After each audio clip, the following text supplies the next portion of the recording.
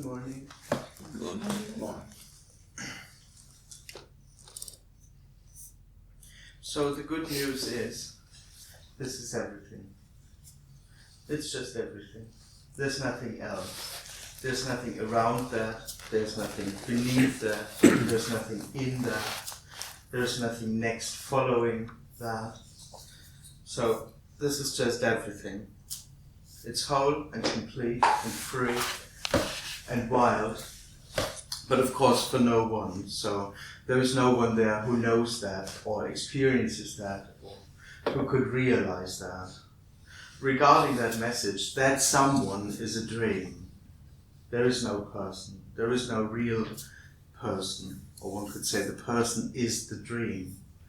But dream is a little bit superficial. Actually, seen from the person, it's an experience. It's an experience sense of presence. That I'm something that is really there or here. That I'm something that's really here. Only experiencing what's out there. So this basically is the setup of the person. There's nothing wrong with that. It's neither right nor wrong. It is what apparently happens. If it is what apparently happens. The apparent dilemma is, so to speak, that together with that sense of presence, there is just a subtle sense of unfulfillment running with it. And all seeking, so to speak, comes out of that sense of unfulfillment. So the basic experience of the me is just, I'm here, I experience this situation, and it's not everything. It's just not everything. And the subtle assumption is that there is still something that has to come, or that I'm moving towards time into the future, and that the real thing still will come. That's the basic experience of me. I'm here, I experience this, and I'm moving towards the real. I'm moving towards that which really fulfills me. And part of that illusion is that I have to do it, that I have to consciously act now in order to make it happen, or in order to prepare the right conditions. So I have to be aware now, I have to be conscious now, I have to, I don't know what, heal or have fun, or I don't know, just I have to do it now in order to get somewhere. The dilemma is whenever I'm there is exactly that setup happening, that I'm here, that this isn't it, but hopefully I'll get there at some point. So me will never arrive where it assumes to go, or what it assumes that fulfillment is. It just cannot arrive there. One could say that's the bad news. But fortunately, this whole setup, this whole experience of I'm a person and I'm moving towards a goal and I need to find something, and that this is about something at all, that my life is about something. This whole setup is just a dream. There's no reality to it at all. Unfortunately, one could say, what naturally is, sitting in a room, breathing, thinking, being you, being me, just is whole and free and okay already. It's just everything. But of course, again, for no one, but as this is everything, there is no need for a recognition. What is doesn't need to be recognized by something or someone to be everything. It's just naturally everything. So, seen from the me, what we talk about today is just that. It's the end of the experience of I'm something that's present. Liberation in that sense is just the end of that. It has nothing to do with insights, or understanding, or transcendence, or a path, or development, or all that stuff. It's just the sudden death of me.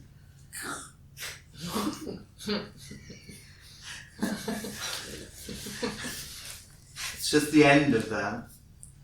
But the experience of separation doesn't get replaced by an experience of oneness.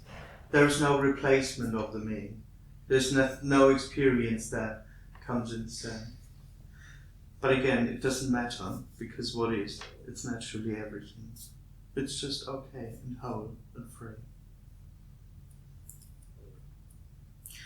Seeing, this is not a spiritual message. I don't provide methods. I'm not helpful. This doesn't help anyone. But it doesn't need to help because, well, yeah, it's this. There's nothing else.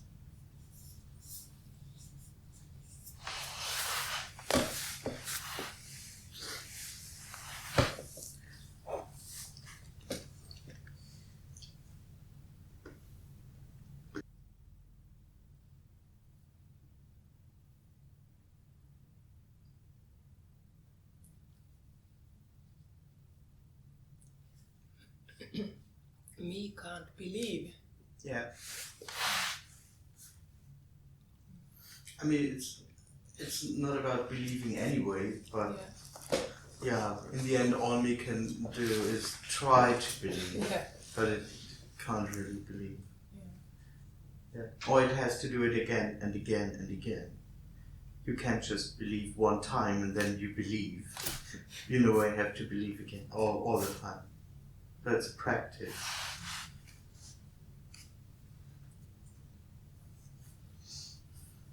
So me or the person never creeps back on you, or No, it's gone, it's dead. I died, so to speak. Yeah, yeah.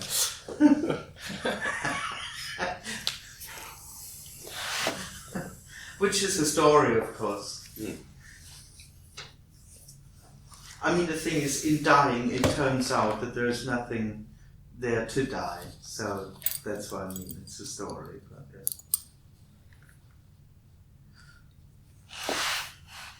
So, but there's no experience of something coming and going. That's over. That would be the story. That's over. Coming and going is over.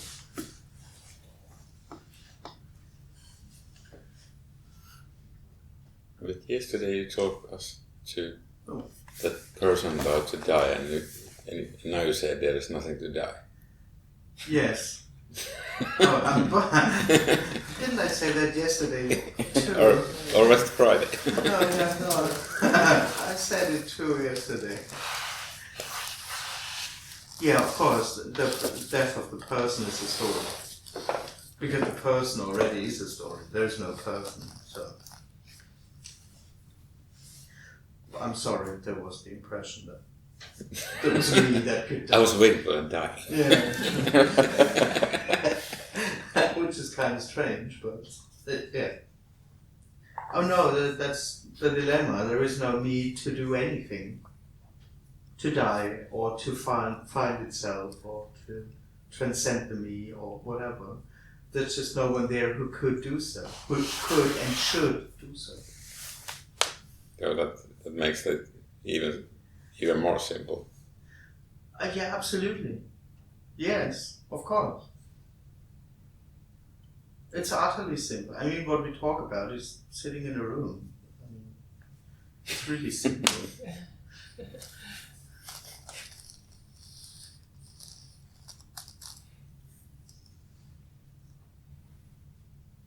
I mean, seen from the me, it is impossible because it can't be done. It's not something that is easily to be done. It's impossible to be done simply because it already is like that.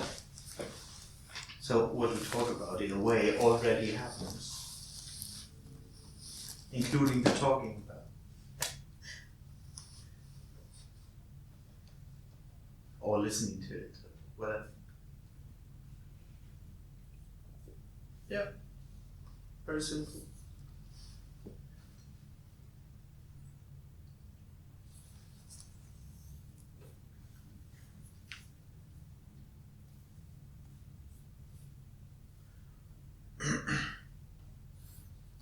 It's as simple as a dead body's life.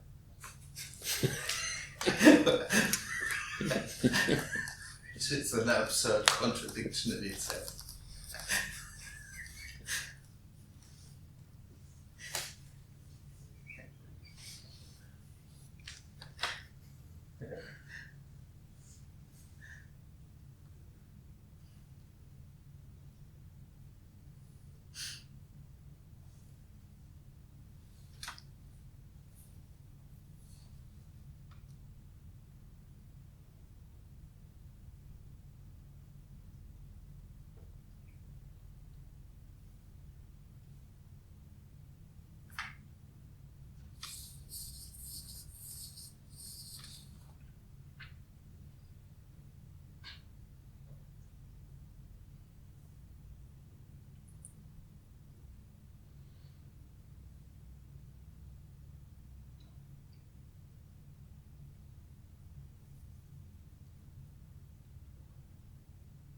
Am I living in the lie now when I...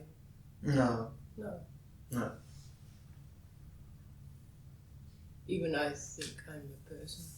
Yeah, I mean, it's not a lie in that sense. It's just that you experience yourself as someone is what apparently happens. So it's not right or wrong or something that you could wake up from, for example. Yes, in a way it's not real. It's not as real as you experience it. But you experience yourself as someone is what happens. That's it. It's not right, it's not wrong. It's just wholeness as that. So, no, it's not a lie that should be replaced by the truth or something. No, I mean it is what it is, being me and living in, apparently in the artificial reality of what it, with all consequences that I'm me, that I have to find something and all that stuff. But if that is what happens,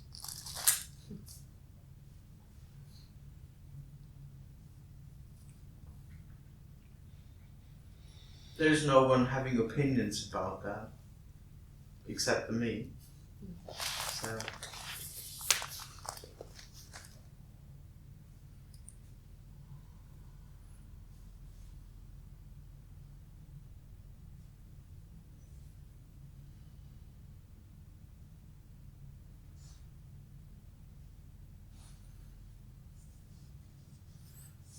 I don't have opinions about it.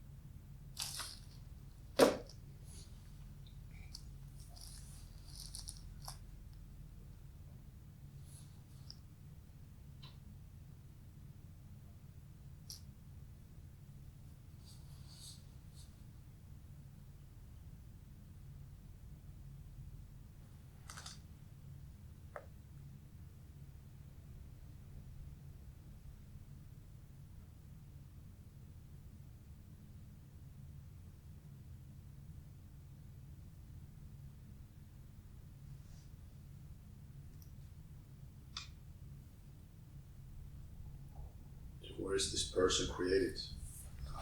Is it created in the illusion of the person? Mind, brain, body?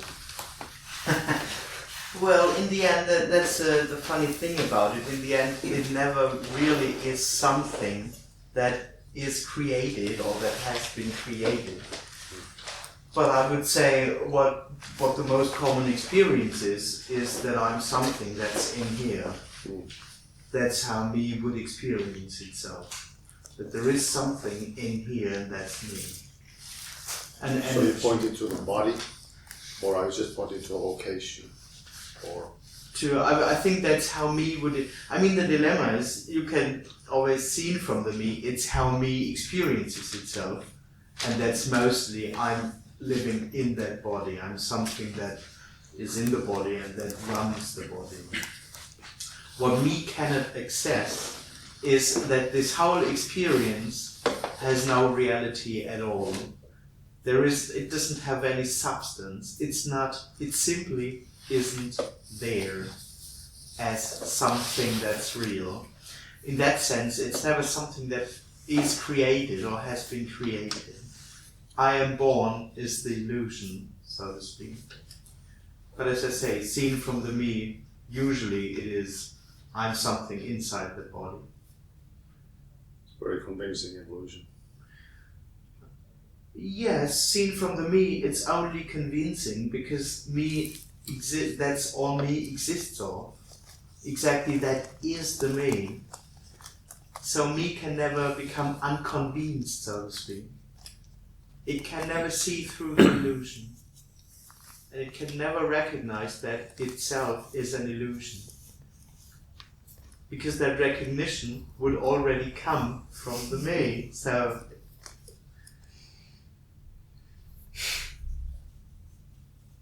me will never notice that it's not real. So that's why I say, in that sense, liberation, which is the story in the beginning, is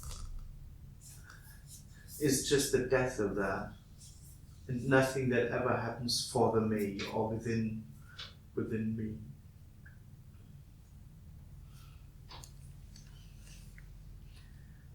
But seen from the me, it's almost undoubtable that there is something that I am. And there can be all kinds of stories around that, like, you can't really know what you are and all that. But this could all fit to the personal experience. But the subtle assumption is that there is something that I am. That there is an essence, or Christians would call it the soul or something. That there's some deepest inner that I am. That's an illusion.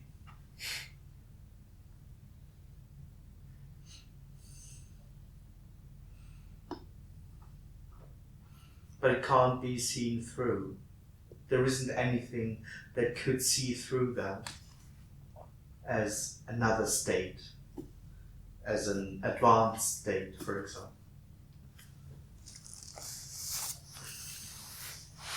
Like a computer virus looking for the computer virus. So to speak. I mean, virus is a little bit mean. That means a little bit sweeter than a virus, but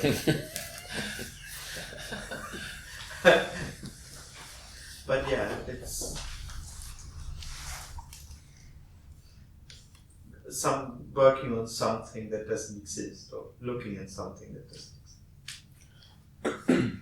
Trying to solve a problem that's not real and all that. So all the states of that you can experience, they're still within the me because there's something experiencing. This is how I would define me, yeah, so to speak, is to live in experience and in consciousness, so to speak, about knowing what's going on, about being conscious about something that goes on. These are what I would call states. I experience happiness or joy, being aware or stuff like that. Even higher states, so-called. So exactly, it's so-called higher states. They aren't higher, they are just different. Apparently different, but or middle states. Lower, middle.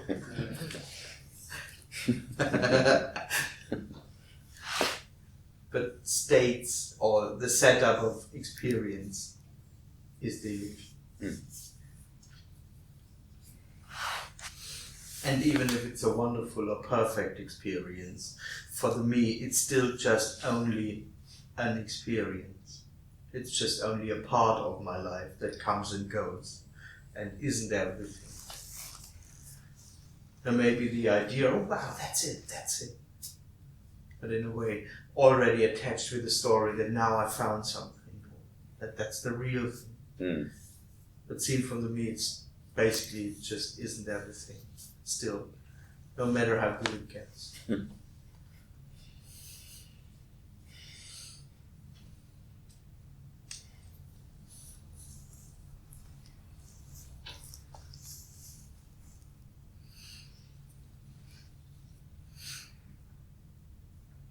That's just the dilemma for the me, that whenever it's there, apparently, there's an unfulfillment running with it. Which fortunately isn't real, but we can't see that. Yeah, even in higher states there must be always be another one even beyond that. Oh, of course. Yeah. Or you're just on a path. I mean, the favorite story is you're just on a path and that there is no end of the path. So we can solve that with that story. But exactly. So the me needs always a place and a time. Exactly. I mean, that's its basic experience. Me, in a way, is the first place. Here, I'm here. Automatically, there's an over there. Okay. And same with time. I'm here now. So, me invents time and space. So time-space continuum is the theory of me. Absolutely. I mean, it's just me is the first here and now. Without It me. describes this life of me, basically.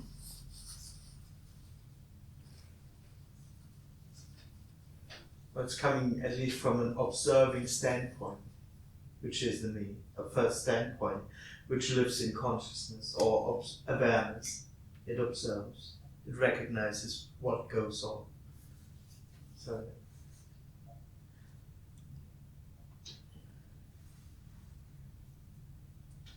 That's its own reality is to live in time and space. That's the artificial reality.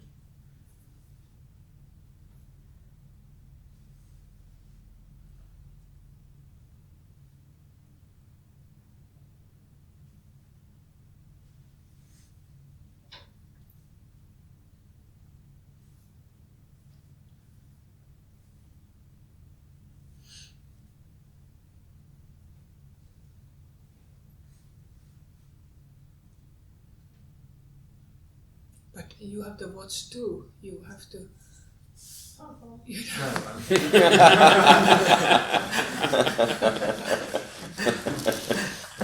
You have to catch the planes and you have to know which time you go to airport.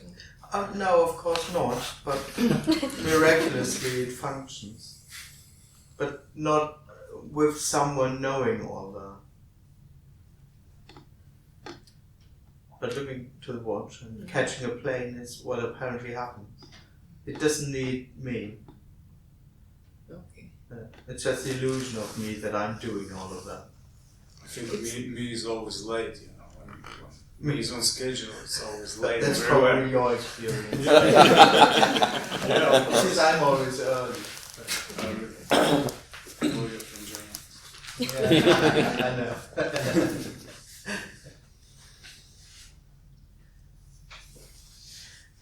Yeah, it feels like. Actually, the story comes a little bit late.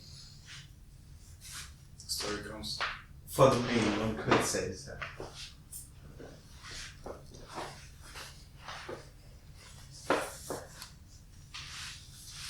So, looking into a watch and apparently understand what time it is doesn't need time. It just is what apparently happens. Timelessly, so to speak.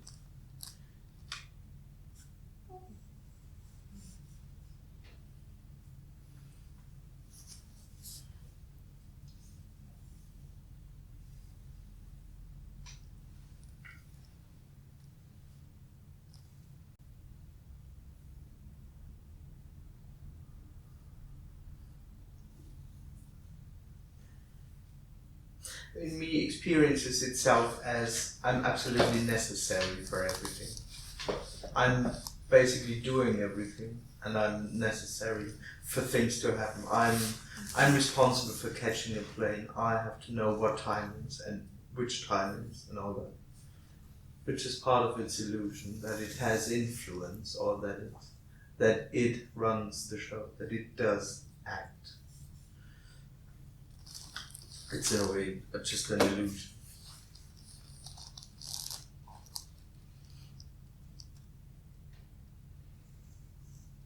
So it just happens. Everything just happens. Apparently, yes. Yeah. There's no separate instance controlling anything or doing anything. Neither a me, nor a god, nor a devil, or a divine energy. Or there's no outer influence or inner influence. How could there even be? It Exactly. doesn't make any sense. Yeah, well, some people believe that, but yeah. What would be outside everything? Exactly. Yeah. Yes. In that sense, this is completely innocent. It's not manipulated or controlled by it. It's just freely and innocently this, sitting in a room.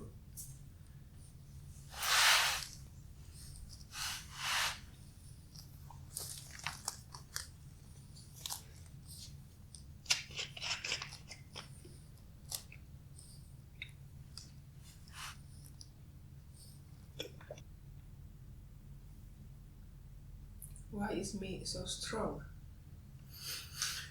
Well, in the end, me isn't strong at all.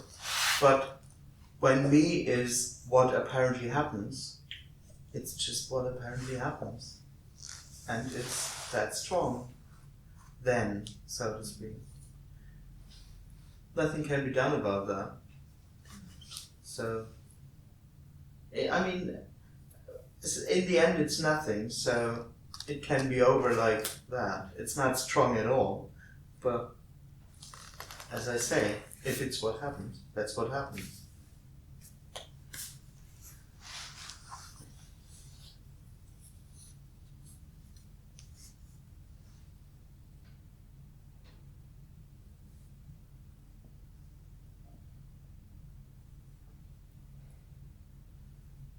And as long as waking up in the morning happens, waking up in the morning happens. So. We can't be prevented. Just is what happens.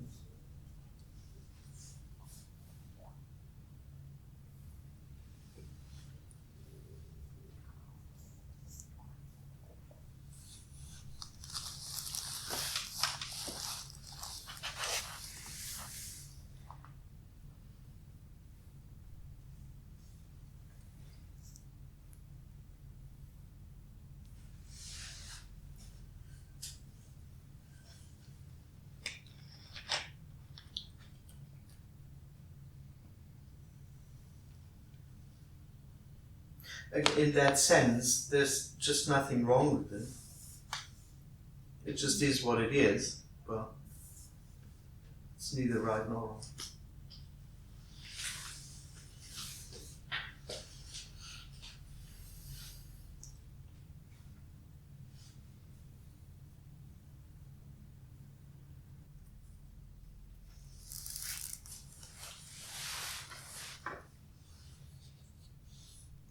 There is no one who controls. Yes. Yeah. Anything.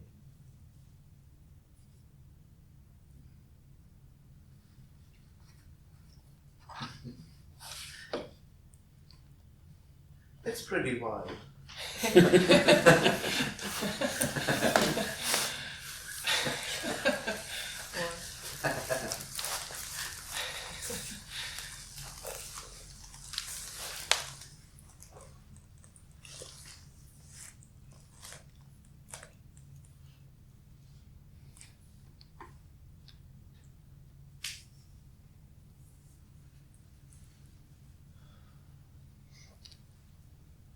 It's free fall without direction.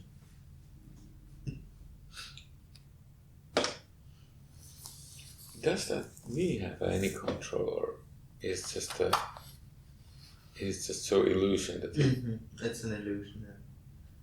he thinks that he has? Exactly. I mean, me itself is an illusion, so the idea that I can control something or that I do control something is part of that illusion. Or I can do something. Yeah, which is kind of control. Yeah. Do or not do. If I'm in some way able to control or influence. That there is a real entity that has an autonomous life, an own life, an individual life. Of course, that's an illusion, yeah. Me is an illusion.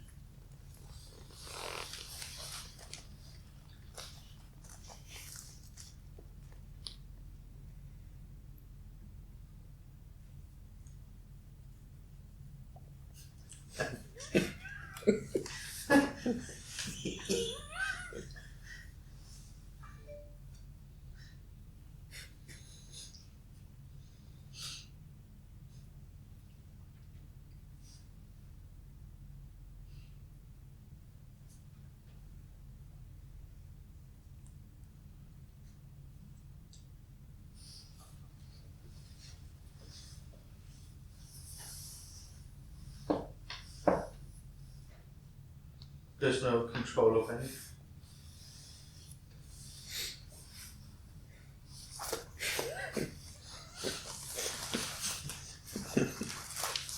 But there's no God. There's no God. God, no.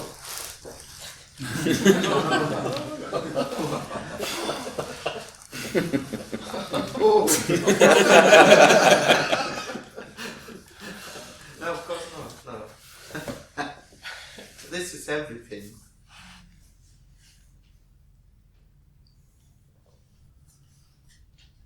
So there isn't a small thing in here running this thing, and there is no big thing out there running the big thing. Yeah.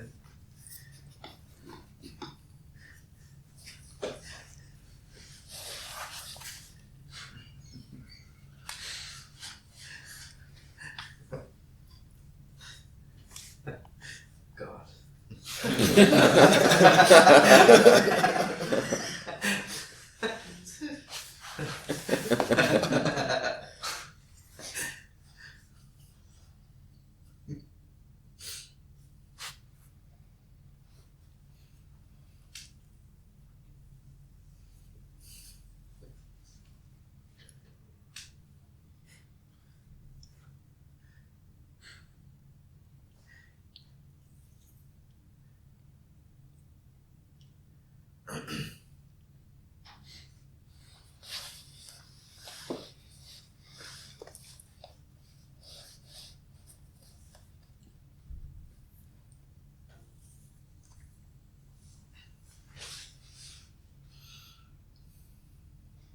When you say this, do you just refer what's happening in the sense perceptions or? No, actually not. Actually, that's a dilemma a little bit. If I say this, I don't refer to anything in particular because it's no thing. This is no thing. But all me can understand is, what I experience is everything.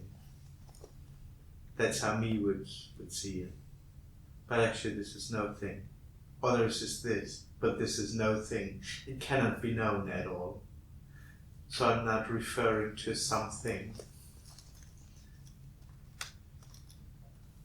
It doesn't say it's not, or there is just this moment or stuff like that. This can be understand in a way even. This would be something else than what's being said. Or even what's happening. Exactly. This me would turn that exactly into what I experience. Or there is this what I experience.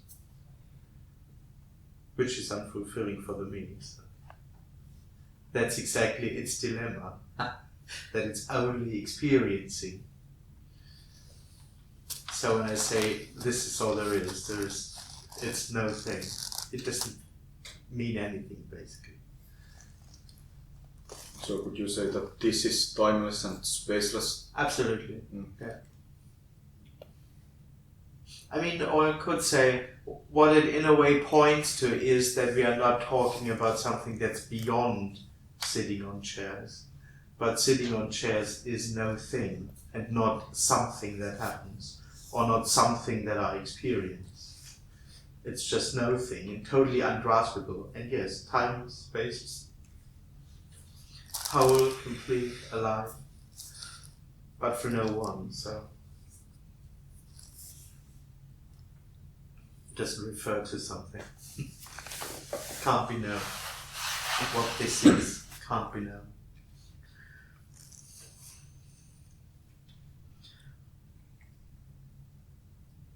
But in a way, it just is this. I mean, me thinks of something, an abstraction, that's not this, that we talk about something that's not sitting on chairs.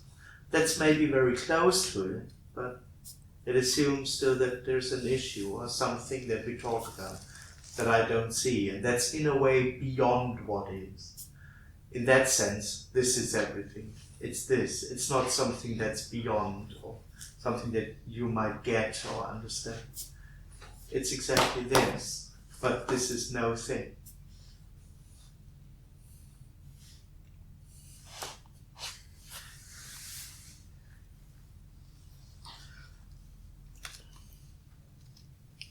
So we could say this is it, but without being an it. There is no it in that sense.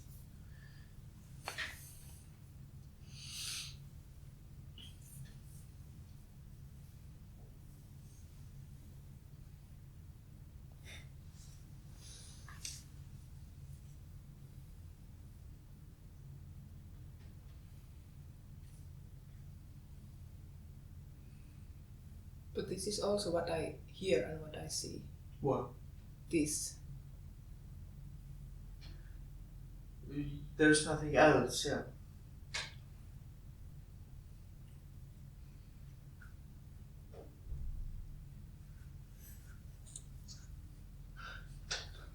But the seeing is it too. It's not only what you see, the seeing is it too, so to speak.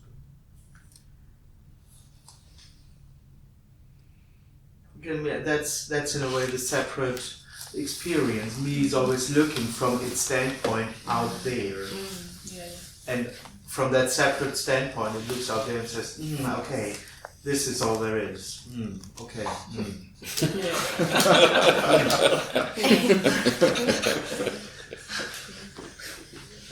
It's even logical. It can understand that. It can easily understand, if I don't think about the past, it's not there. If I don't think about the future, it's not there, but all there is this moment. I can understand that. And it can even be relieving for a moment because you don't have to think about past and future. But it's basically immediately unfulfilling. So yeah, all there is this moment. But I still have to do something with it in order to make it good for me. I have to be conscious of it. I have to experience as much as possible out of that moment. I have to make it more interesting in order to make my life fuller or something. So this would all still be within me.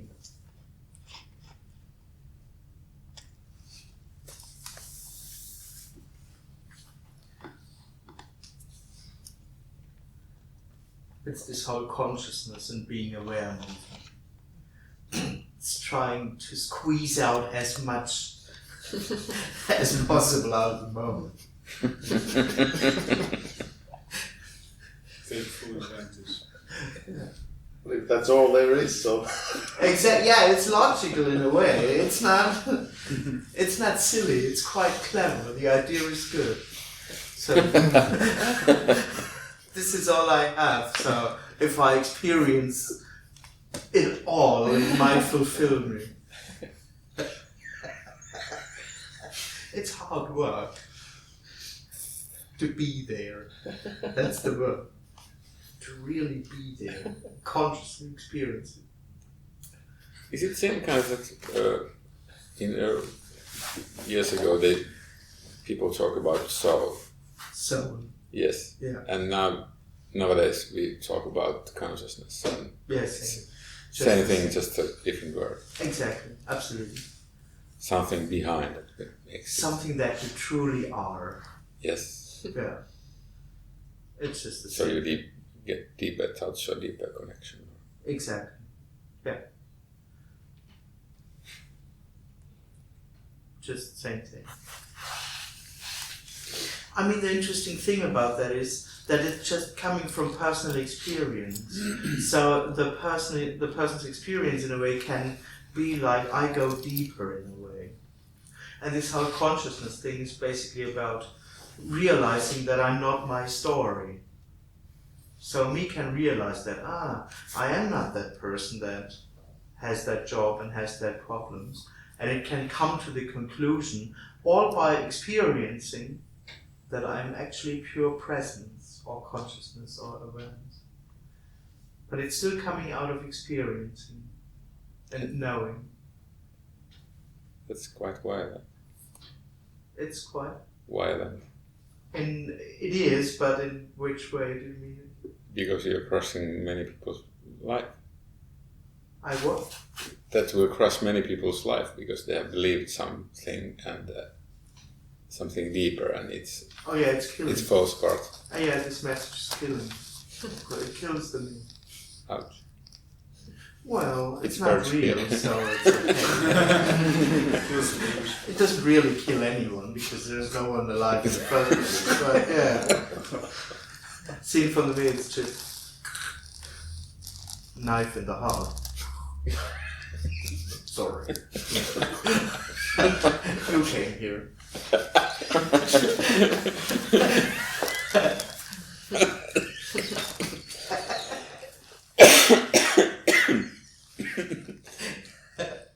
You're killing me, but you don't take any responsibility. It's an easy life I have. Well, no. I'm not alive. Wait.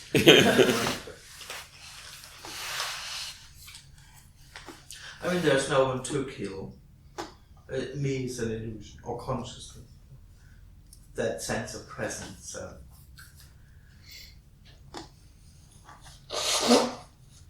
Yeah, and that sense of presence is me. Exactly. It's nothing.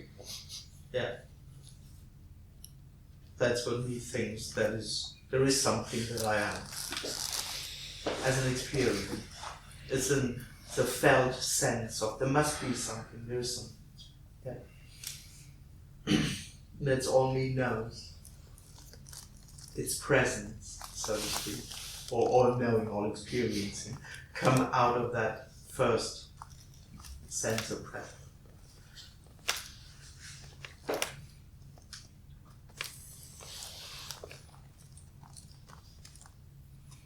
And in a way, it's instantaneously unfulfilling.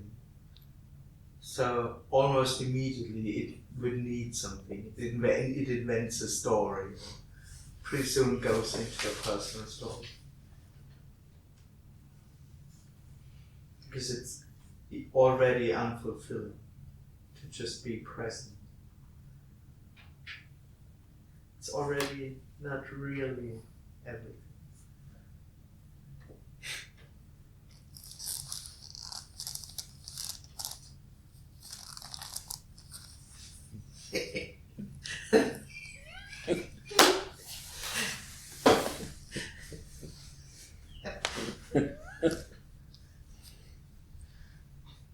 But yeah, in a way one could say that's how far me can go. That it can all understand or experience.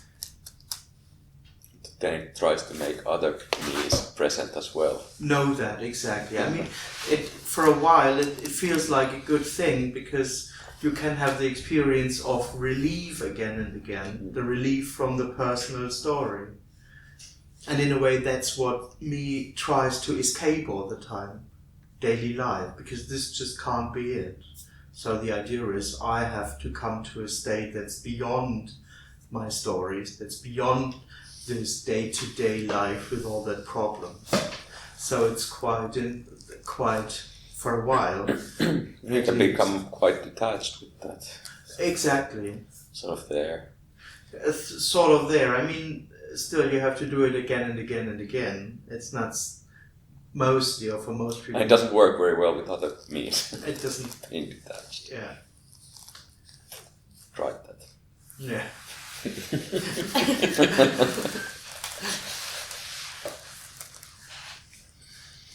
One could say me finding out that unconsciousness is me finding what it is, without seeing that whole thing isn't something real. But me is consciousness, so to speak. Self-consciousness.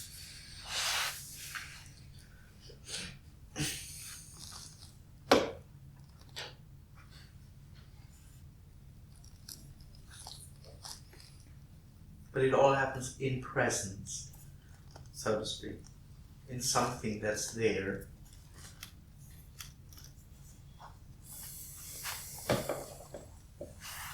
So there is no presence. No. Or there's no experience of presence. I mean, some people call that presence. Others is presence, which is no thing in the end. But yeah, then it doesn't refer to an experience of that. But most people, when they talk about presence, they talk about a very pure and subtle experience. So you notice it because for them, presence in the end still is something that's here. The presence that you are. And what they mean is actually this pure experience. And not everything.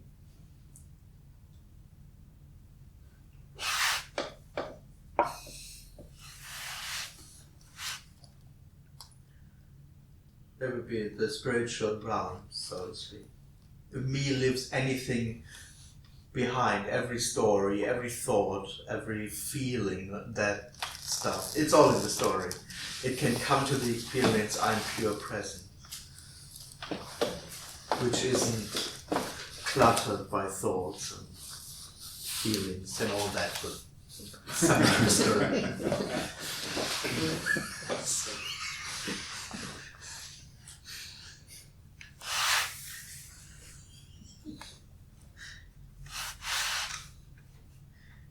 But when presence becomes too boring, it wants feelings and thoughts back.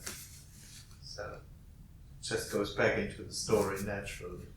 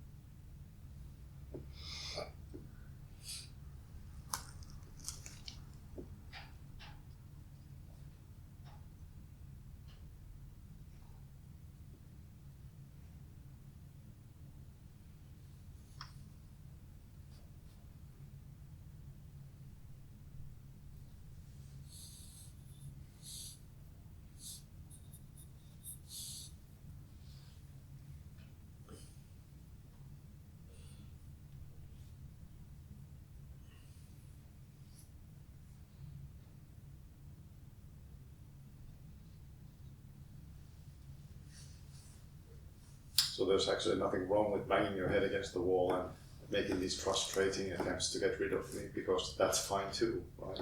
Yes, it's fine for no one, of course, but if that... But yeah, if that is what happens, there's no one doing... In the end, there's no one doing that either. It just is what apparently happens, so yeah. Yeah. So you're free. So that's a relief. Oh yes, it is. Momentarily, of course. I mean, in a way it is relieving, because usually me feels separate and additionally thinks that it's guilty to be separate, so yeah. Is that what they call original sin? You could read that story in that way, of course. Yeah. Eating the fruit of knowledge, which could say, me is knowledge, self-consciousness is living in knowledge, in knowing that I am this and not that. So maybe that's what they refer to as the original sin. I mean, one could say that's the moment when you get thrown out of paradise. Before that, or when there is no one, before that there's just paradise. But for no one, there's no one in paradise. And so self-awareness apparently happens. And that's when you are thrown out of it. Then reality, you start and reality starts and then fulfillment starts. Then you have to work for peace, for happiness, all this. So paradise lost should actually be paradise empty. Which sounds a bit.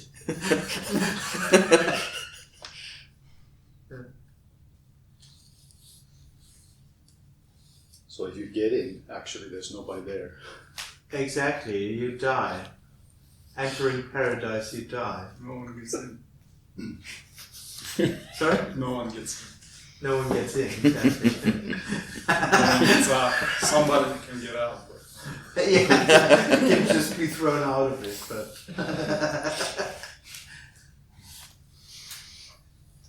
I mean, you can't go in paradise, because all there is paradise. Where would you go into it?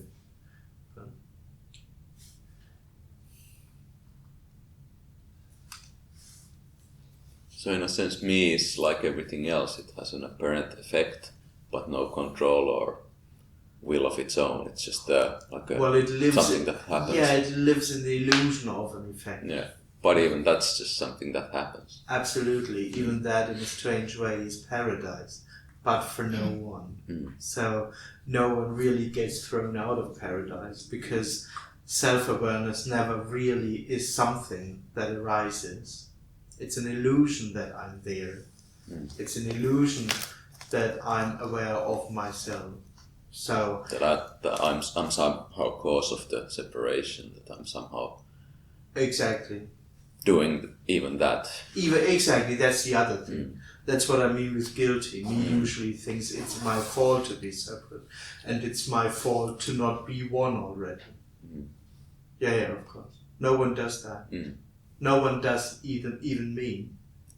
So, Yeah, no one's meing. Yeah, no one, exactly. Yeah. So no one ever gets thrown out of paradise. It's a story that there is a me that is really there and that's really separate. Of course there isn't. Seen from me, it is like that.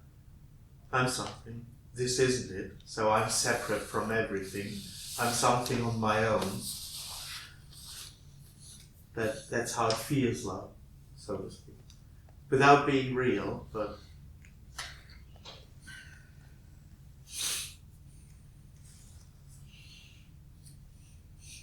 one could say if me would be real, it would be much worse.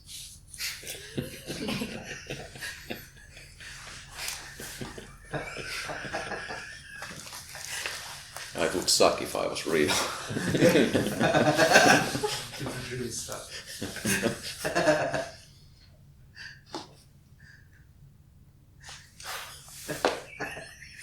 That's a good bumper sticker. What? I would suck if I was real.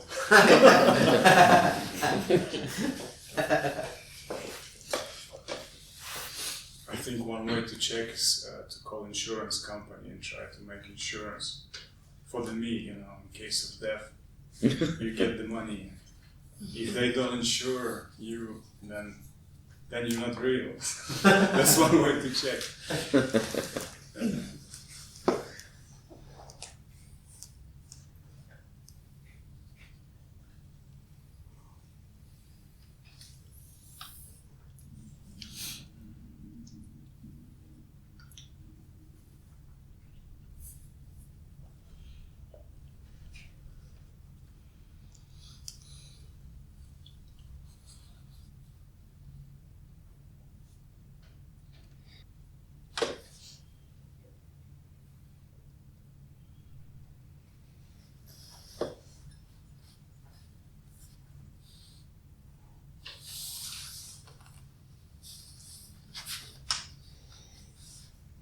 So then there is no loneliness or being alone. Oh, exactly, yeah. Yeah. Yeah.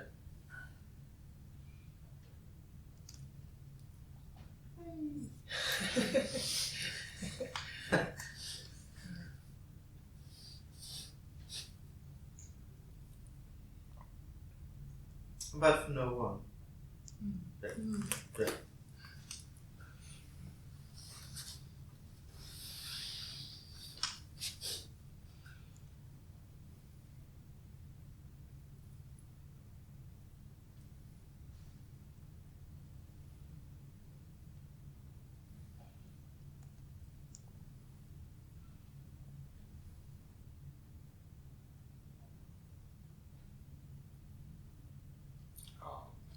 When there is that searching going on, you know, Mm. you can say, to me, that's nothing. Mm. And that's searching something, that's also nothing. Yes. Case closed. Case closed. Yeah. Yes. I mean, me can't really say that to itself as a solution. But yeah, it's all nothing as that. So there is no real me, and there is no real seeking. It's an illusion that I'm here and that I'm seeking. Of course. It's nothing. It's nothing that really happens.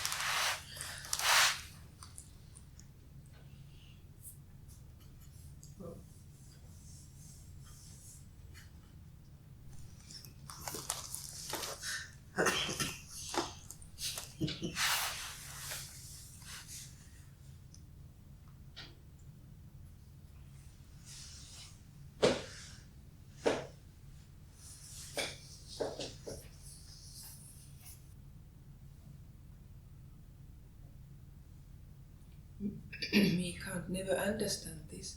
No. Even it tries very hard. Yeah, me tries to understand. Yeah, it can't. It can't, exactly. Yeah. Okay. Yeah, I mean, it tries to understand something that is actually no thing. Mm. So. And it's inquiring into a reality that doesn't exist.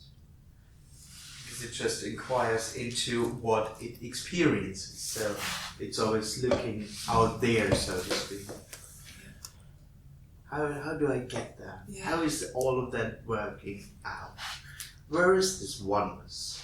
Or how does life work? Or how do relationships work and all that?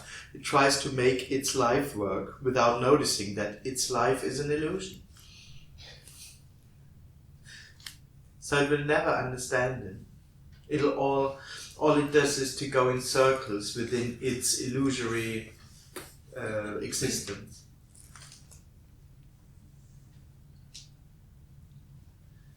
It'll never meet oneness. It'll never come close, so to speak.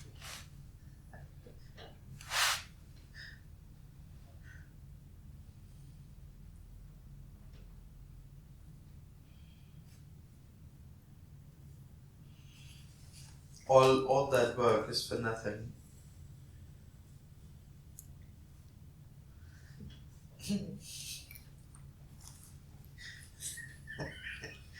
That's, in a way, good news, basically.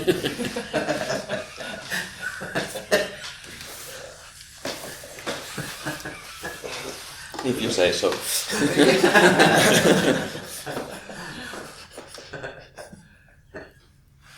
It's not necessary.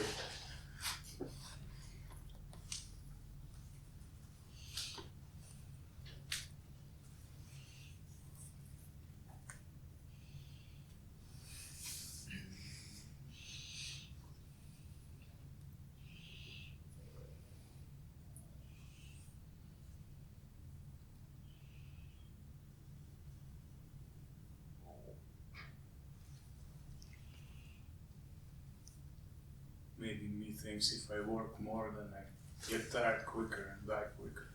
Subconsciously keeps circling this idea. Yeah. how things will be in my absence. Oh, absolutely. Yeah, Yes, of I course. never understand that. No, you can't. Yeah, of course. But even that, it's just working on something Yeah, exactly. to end this. Trying to conceptualize how things will be. Absolutely. It's trying to participate in its own funeral in a way. Oh, that's what it thinks. Of course, that's what it thinks that liberation. It'll be around to see how it goes.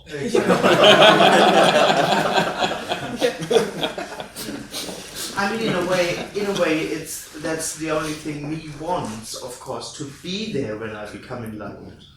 Of course, I mean, how silly is that? I become enlightened and I'm not there to enjoy. So great. That's really the least thing me wants. Of course. It wants that somehow the ego dies, but then I'm there. To consciously experience it.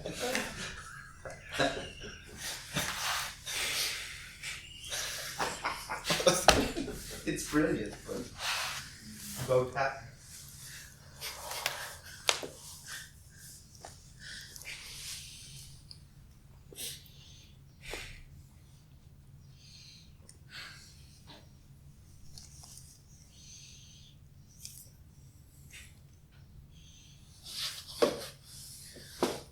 And of course, seen from the me, that's the least thing that I have to manage, to somehow be there and survive, exactly because of that. If I'm not there, what's it all about?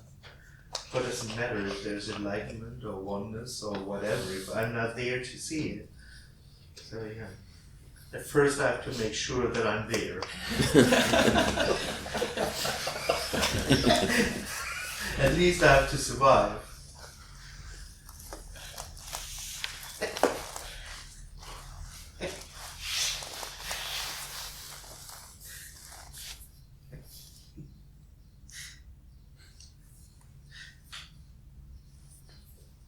What a strange thing would it be if enlightenment happens when I'm asleep?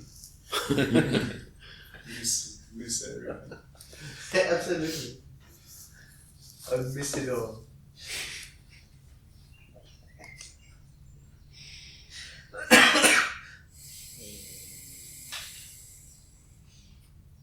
That's so funny how the mind works. Okay. You know, grabbing everything. When somebody says you enlightenment is like 10,000 suns blow away, then you wait 20 years for the explosion. Exactly. Happen, Yeah. there is no scene. When do the suns come? I mean, that, yeah, me is waiting for something to happen. It thinks that there is something as enlightenment or liberation, and that is something that I will consciously experience. Of course, that is what it's waiting for. Something that I notice, of course, and I know when it happens. That's all me wants. Of course, I have to be aware of it. Then I have to know it, and I have to. Afterwards, it should be all clear, and yeah, for me, all for me. Of course, that's what it's assuming liberation to be. Manage my own enlightenment like that. And control. Exactly. I want to have how it will be, like what time it happens and stuff. Exactly. I mean, yeah, as soon as possible, in a way, as long as it believes that it'll be there to experience it as soon as possible.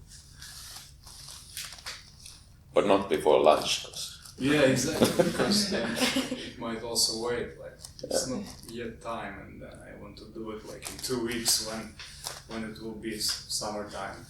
So always planning. Okay, I never was like that.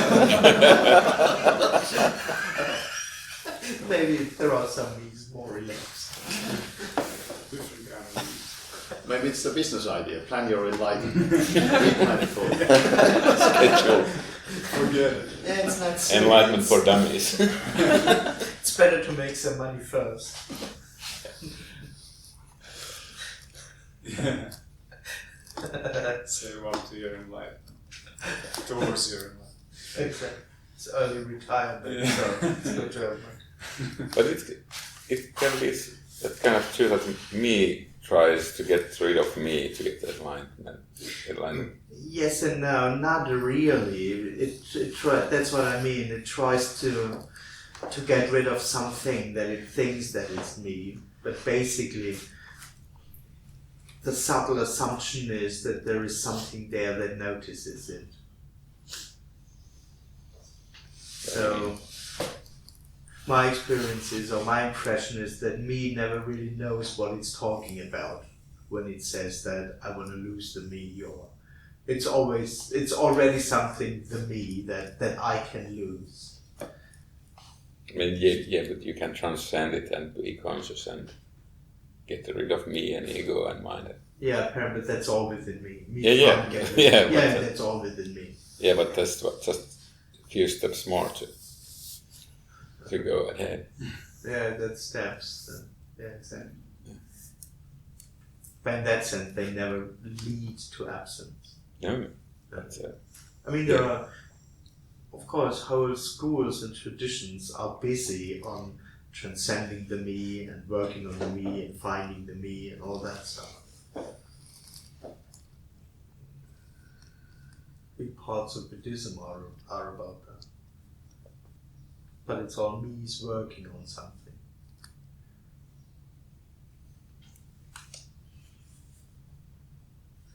But me trying to kill the me is just another story. Which fails. I mean, me fails in that too.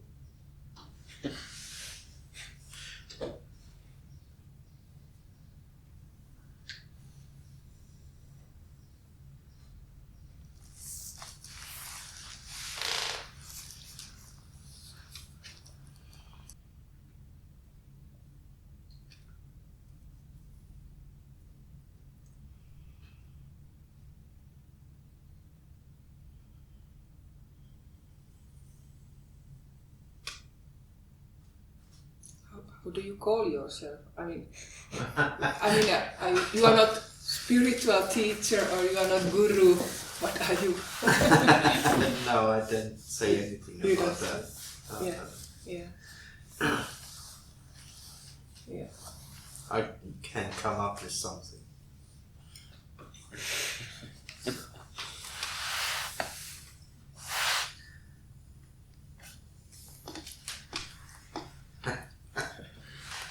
I'm sorry. Okay.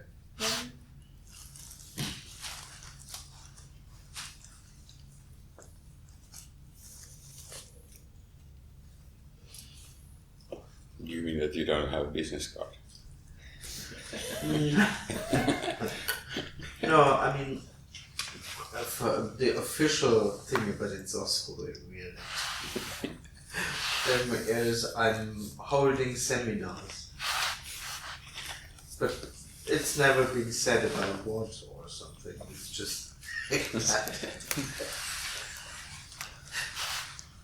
but I don't call myself anything.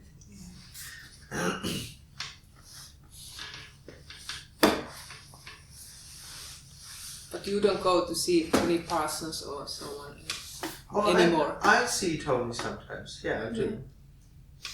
Yeah. Mm-hmm. Why? For no reason.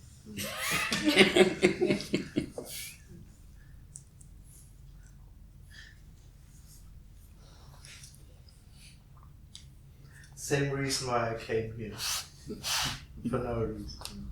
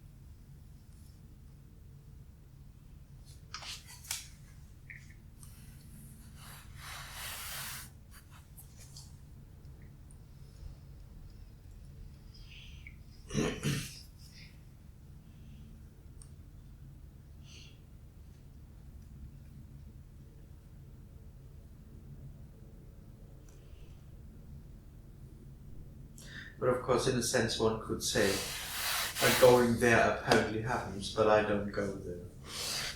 Same with here. So there's not, exactly that is not happening, that there is someone who thinks I go there in order to hear or returning or shopping or whatever. But of course that's the experience of me, that I go there only in order to, because otherwise I wouldn't go there wherever it goes, so to speak. It only goes in order to whatever the story is.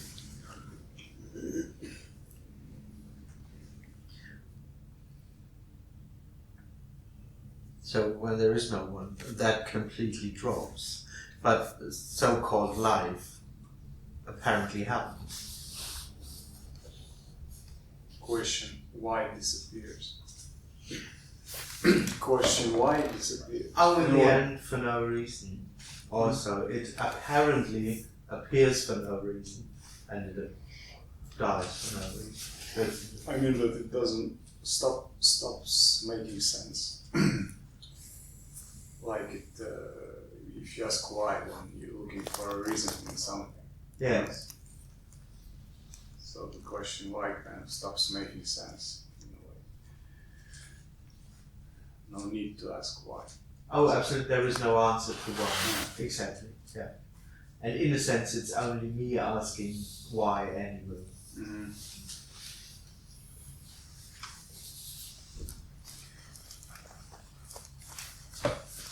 It's so that you can only talk here about the story. You don't understand anything of that. Yeah, one could say so. I mean, all that can be said in a way are stories. There is no truth. So, yes, it's all story. Of course. That's not wrong, that's just how it apparently is. So, that's fine.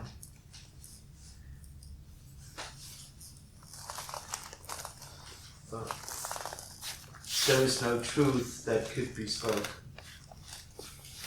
Because there is no real happening. So, how can there be truth?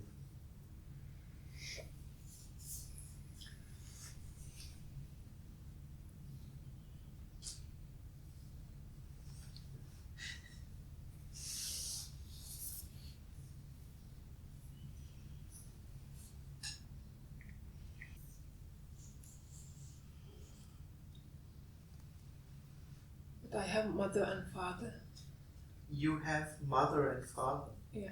Oh, don't I? No, of course not. Well, No sisters or no? no. Well, it's not that you don't have mother and father. There's no you to have them. Mm. So, of course, there are no persons. No person. Yes.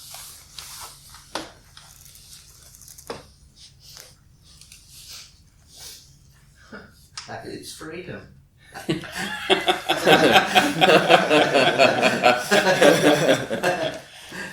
Especially having no mother and father. That's what I mean. Or a mother-in-law. Oh yeah, can't get worse. I mean, that's a good thing with that message. There's no adult around. No mother, no father. No, this is not allowed. No. Doesn't exist.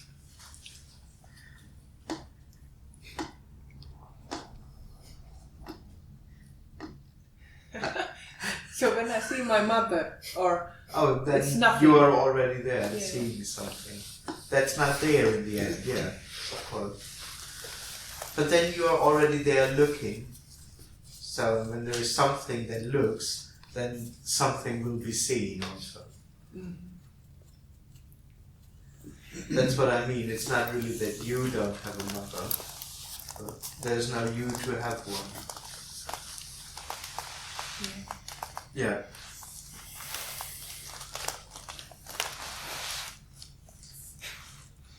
But you probably go and visit, I don't know if your mother is alive, but...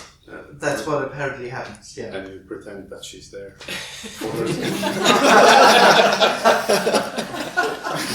No. Because I love her so much. No, I don't pretend. But It's a nice word. But you don't tell her that she's not there. unfortunately, I did.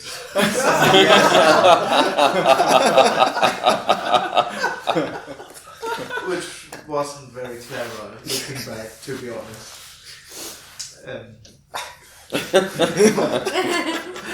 But that was when I was still there, so it was actually a little bit weird. Yeah. No, I don't really say that. What did she say to that? So What did she say to that? when When you told her you're not there, what did she say? she was very sad about that. That's a different story. Seriously? Yeah, She took it seriously. Yeah, of course, she took it seriously. I mean, I was just reciting the Bible, where Jesus said, "I don't have a mother." And I was just spiritually cool and said, "Well, you are not my mother." It's a different game.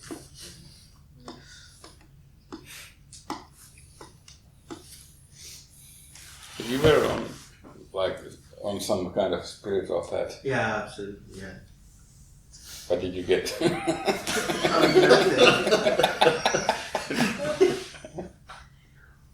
Nothing. A lot of experiences, apparently, but in the end, I didn't get anything. Of course, an illusion. A goal. Sorry, A goal a goal. to reach. Yes, of course. Well, I just wanted to be really happy. That was my goal. There wasn't too much. It wasn't really theoretical, so I wasn't really interested in that. But of course, I thought that I'm a person and that there is something that is real fulfillment. Because my actual experience was it's not real fulfillment. So, yeah, of course. As long as there is someone, there is seeking. In whatever direction, so to speak.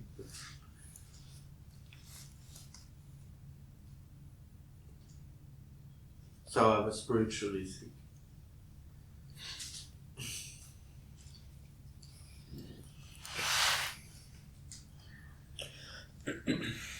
This wouldn't come up in daily life, in apparent daily life, this sort of non-dualistic business. Unless somebody asks. I guess. Yeah, exactly. And there's a question. It could have many words, so to speak, but not out of interest. In a sense, like, I don't walk around with an issue that I have to share or that I want to share. In that sense, it doesn't happen. But also, it wouldn't need that a special frame or an official. I don't know if that's what you meant. Yeah.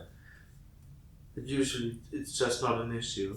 There is no issue. Begin Non-dualism. Sorry. To begin with, there's Yeah, no exactly. There's no issue.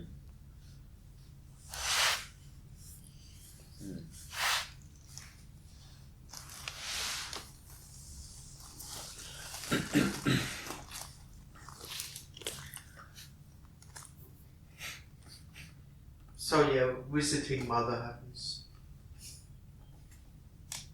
Andreas happens, so to speak. Not an experience of being Andreas, but that happens like now. But even here I'm not pretending something. So But has your mother commented on anything? Because they're usually quite sensitive to changes in their sons. yeah, I have the impression. Yeah, I mean, she knows about the message. She knows all about that, and she tries to understand it. And I have the impression that she's somehow seeking her son. She's trying to grab someone. So she notices that something is strange. Yeah. For That's her. what I mean, yeah. For her. It was easier for her when I was... I think it was easier for her when I was unhappily seeking. Yeah, because there was still somebody there to relate Exactly, to. there was, in the end, even someone, at least someone there you could relate to. And she could keep up her story and being, oh, I made it all wrong, I'm guilty. That's also difficult now. In a way. No target. No No time. target. Yeah, Nobody. exactly. Right. I think she noticed it. She wouldn't be able to name it probably, but it's something. I told my father one time that I'm not here. Yeah, Father, there is no me. yeah. And he was like, oh, this is very bad news. So at least you got it. Or got part of it.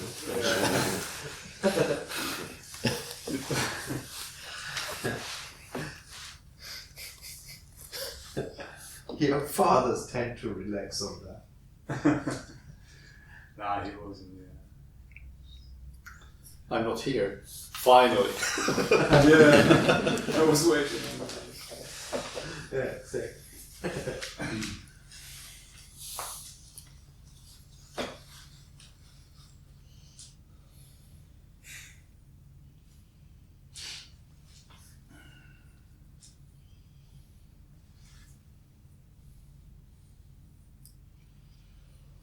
Bodies can get ill.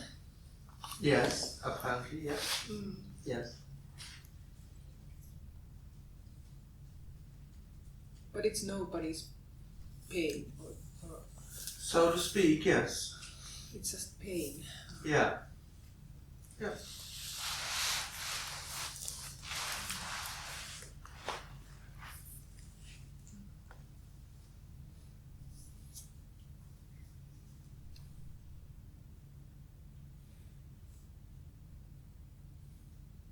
But why?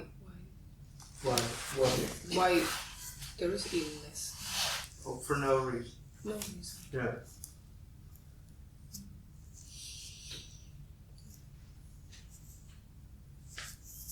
There is no reason for why it is as it is.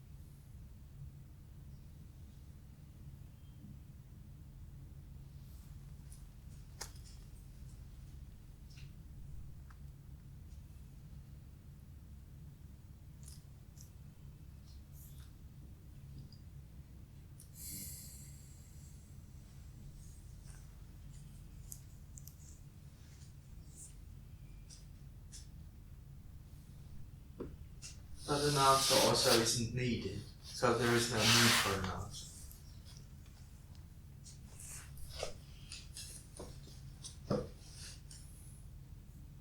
So this doesn't ask why I'm appearing as chairs in the room and stuff.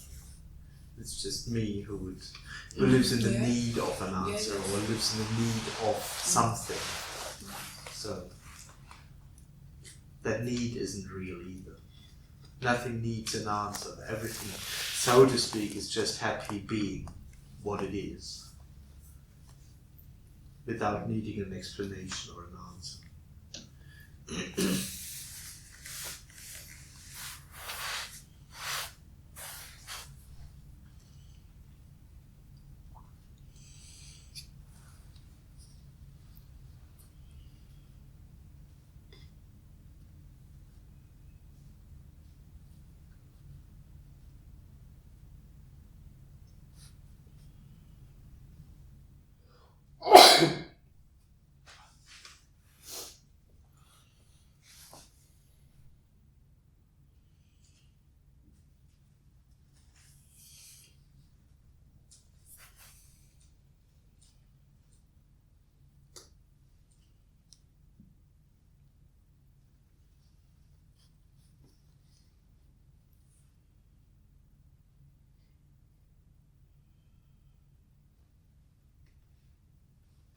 Do you feel something in your body, or is it just emptiness? This would be another feeling. No, I don't. I'm not there to answer that. But apparently, all kinds of things are going on.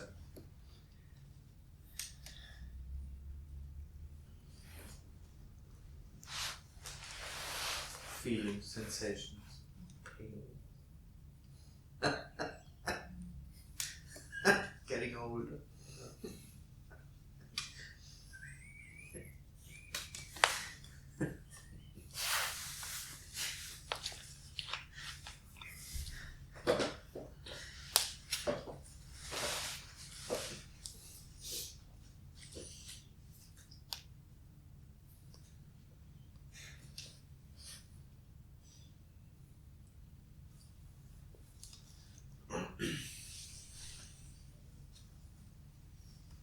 So in that sense, I don't experience anything. Neither emptiness, no pain, no feelings, no.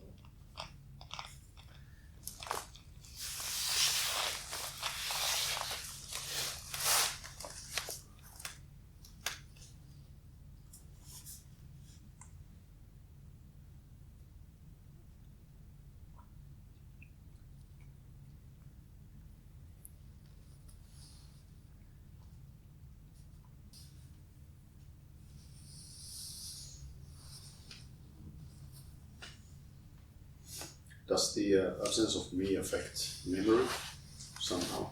I mean, usually when you remember something, you put yourself on the scene. Exactly. As a point of That's view. So is that's when there is no one. That's gone. Right. This putting yourself on the scene. But you still remember something. Apparently, yeah. Yeah, memories happen. Yeah.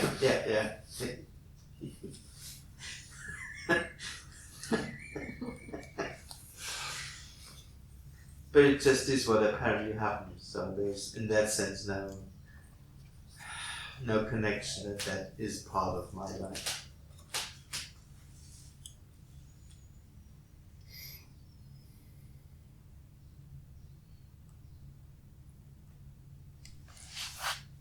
It's just what happens.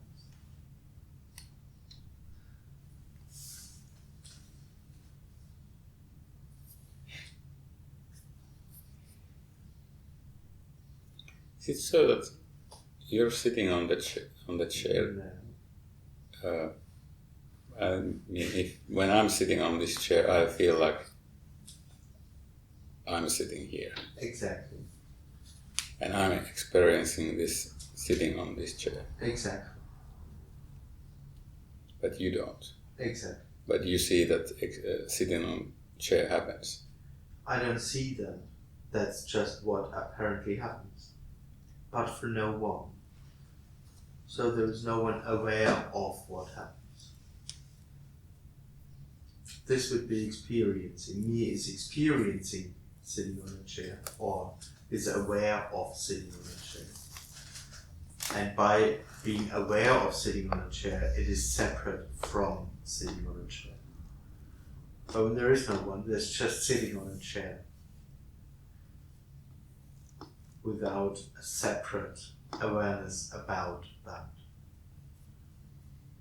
Then what is sitting in a chair and thoughts and feelings is that just everything. But there is no separate awareness about what's going on. So I'm not aware. I'm not there. It's an artificial reality. To the me, it sounds like that's all me knows. So for the me, being aware of is all me knows and is something very worthwhile. It's very important for the me because it's all it has, so to speak. It's all me consists of, to be aware of what's going on, to be aware of me and to experience what's going on. But that's why it remains separate, apparently. By only experiencing or by only being aware of what happens, and in that sense never be what happens. It never is sitting on a chair, it's only aware of sitting on a chair. that's the distance. That's the apparent distance to what is. So when there's no distance, there's no experience.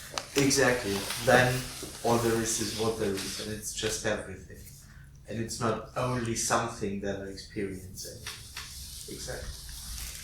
There's no distance to anything. Yeah. Then what's left is what apparently happens, and it's full on, so to speak, because it's just everything. There's nothing having the experience of separation from what happens.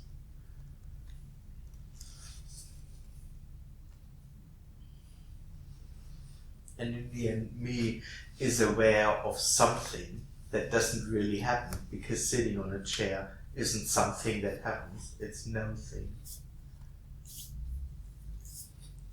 So it's only something that happens for that illusory standpoint, me that's aware of.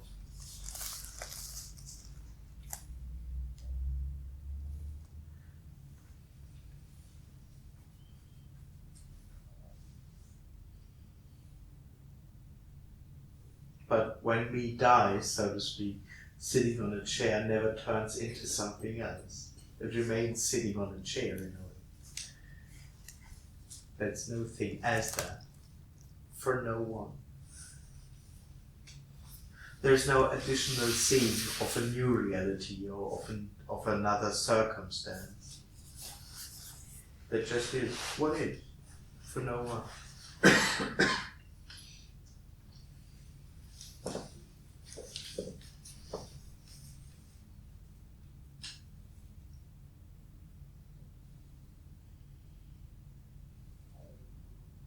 The absence of what is categorizing, interpreting.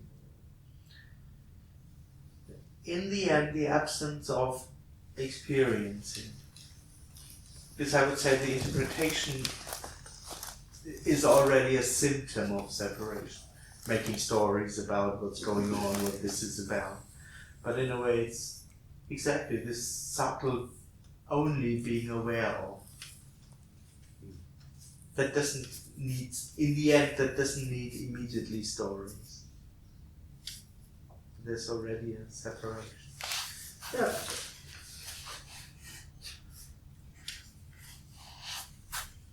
Apparently, it's experienced as that. It's not real, but seen from me, it's experienced as I'm aware of what's going on.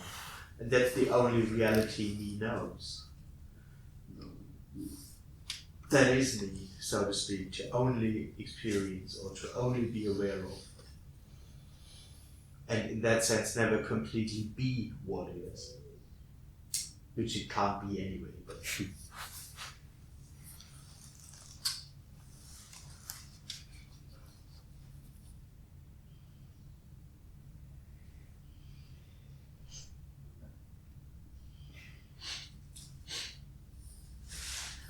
Some philosopher, or me would even, or philosophers even term that in a good thing.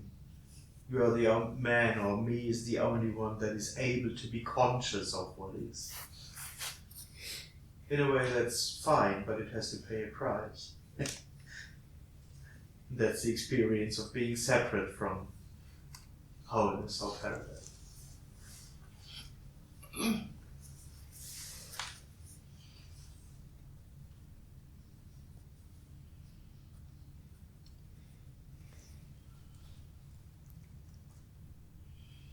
It's an abstraction or a kind of a dissociation. I mean, no one does that. It's not real, but it's, I'm not this, I'm something else then. It's, Subject, object. exactly. So that makes up an experience, right? When there's subject, object, and Yeah. It's all naturally. Me, as soon as you have one thing, me, you have something around you. yeah. So it immediately And clicks. distance comes. Exactly. One leads to two. And so you're immediately, that's by definition, so to speak, experiencing. 1, 2. And the connection would be the experiencing, so to speak. I see this. Exact. And there is something that you are, the subject, and what you see is not you, it's something else, something different. That is separate or connected. It's also, one could say, connected, but it's all a story. I'm connected to the outside by being aware of it, but it's still separate. It's separate. Yeah.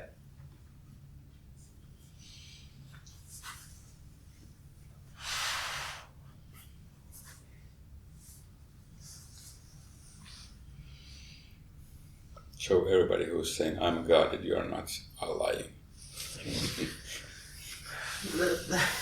Kind of. They're having a personal experience what they call I'm God or whatever. Because there just is no I am.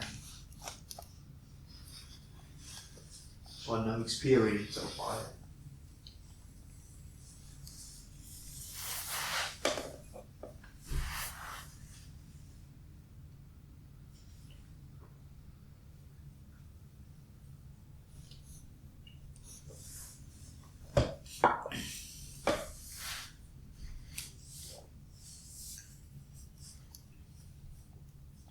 Maybe me never dies in me. In my me.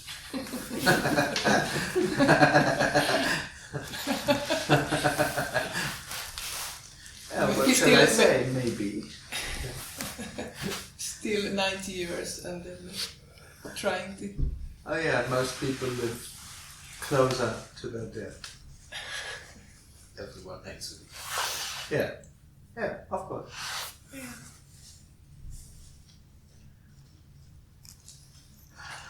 I mean, until the last in-breath, the illusion is that the next out-breath will lead me into a future. As long as there is someone alive, there is the illusion that it'll go on. So.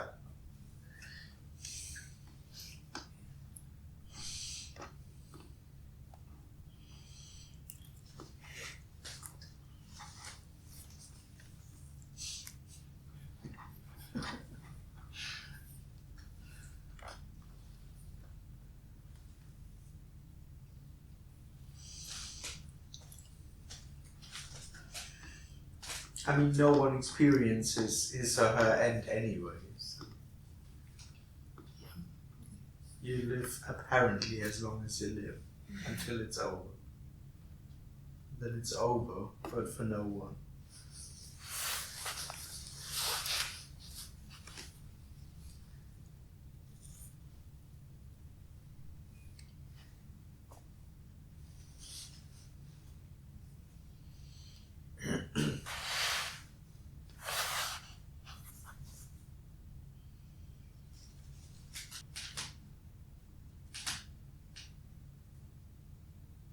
All those long years of spiritual church, what I did.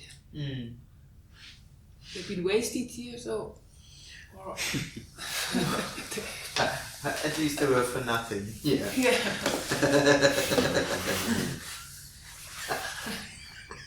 I could have done something else. Yes and no. In a way, yes. The outcome would have been the same. But of course you couldn't because there was no you choosing to do that, this or that. Yeah. So it basically was what apparently happens. It wasn't wasted in that sense because something else couldn't have happened. But yes, it was completely for nothing. Yeah. Of course, it didn't lead you anywhere. Or it led you to sitting in a room in Helsinki, which is nothing. But there is nowhere to go on the other hand. So. Absolutely. That's why I say wasted is not quite true. But yeah, it never brought you anywhere. That was the dream. That you are someone, that you're on a path, that there is a result out of all that effort.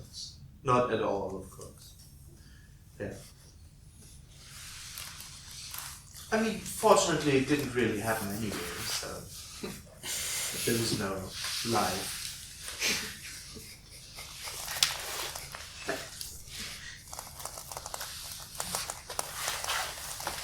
So there is no meaning to think about past and forgiving myself and. No, you don't have to forgive yourself. No. Yeah, there's no past. Absolutely. Yeah. Okay, I'm ready. Lunchtime.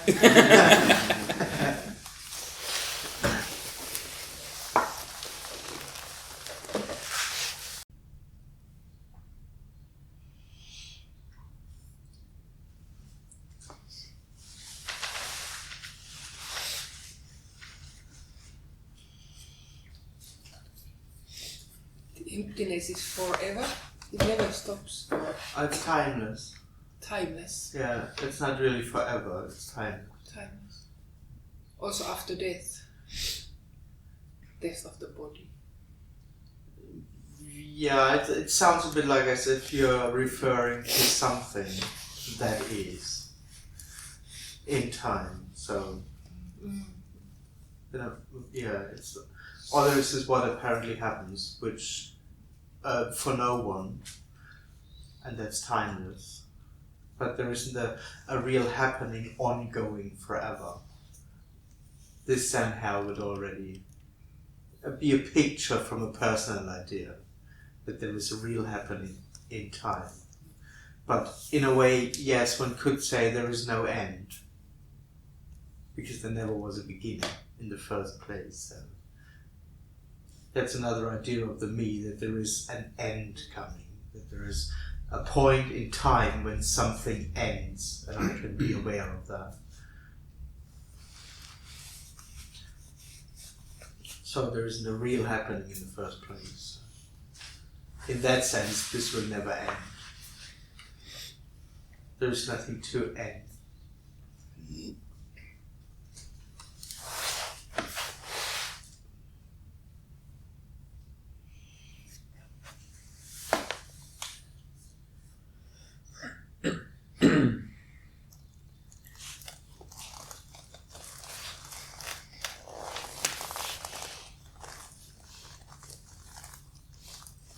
One could also say what is or what happens doesn't need an end. In the end, it doesn't need anything. Also not an end of anything.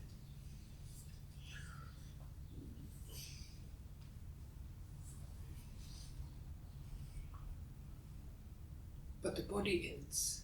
Apparently.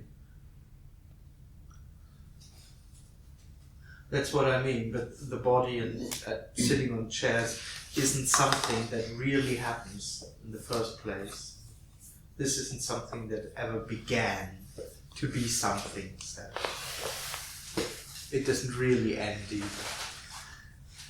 So what really happens then? Nothing happens. There isn't something that really happens.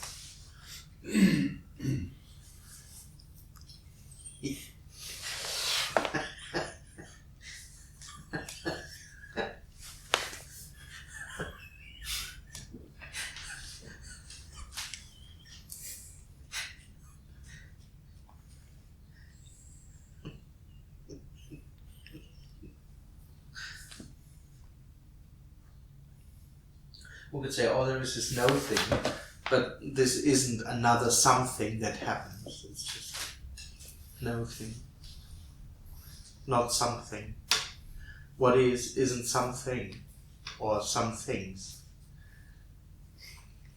But within the story, even the line between life and death of the body is kind of artificial, because it never disappears, it just becomes atoms, and life process is just different, it just... Oh, one could say so, but this is still coming from an understanding in a way. Yeah. But it's still, it just say that, oh, now it's dead. And now it's not. Yeah, but in the end it's still atoms functioning. Yeah. Oh. Just Yeah. dissolves. Yeah. In that sense, nothing disappears. Yeah. Yeah, exactly. Yeah. So the change. But yeah, in the level of the story and the... Yeah. That's what I mean. It's an apparent change. Body apparently dies. That's what apparently happens. For the me, it's only real. There is the illusion of there is a real body and afterwards there is really no body anymore, but it's down in the earth and becoming something different. And for the person, this is a real happening in time and space. That's the illusion.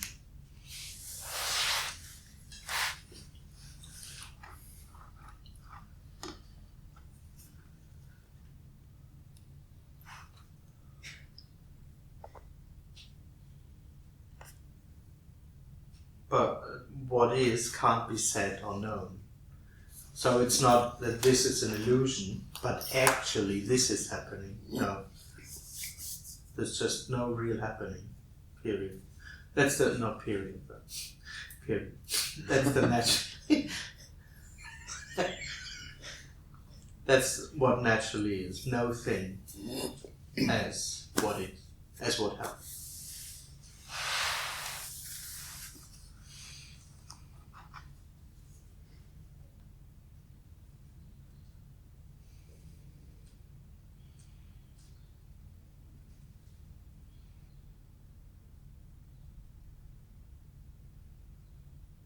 So everything just happens right away without me controlling it. Absolutely, yes. Yeah. It's free already. It's free of control already. It's out of control, right?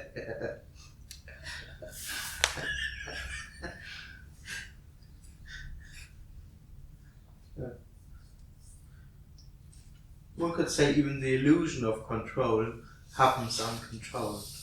That too is what happens. There's no real control anywhere.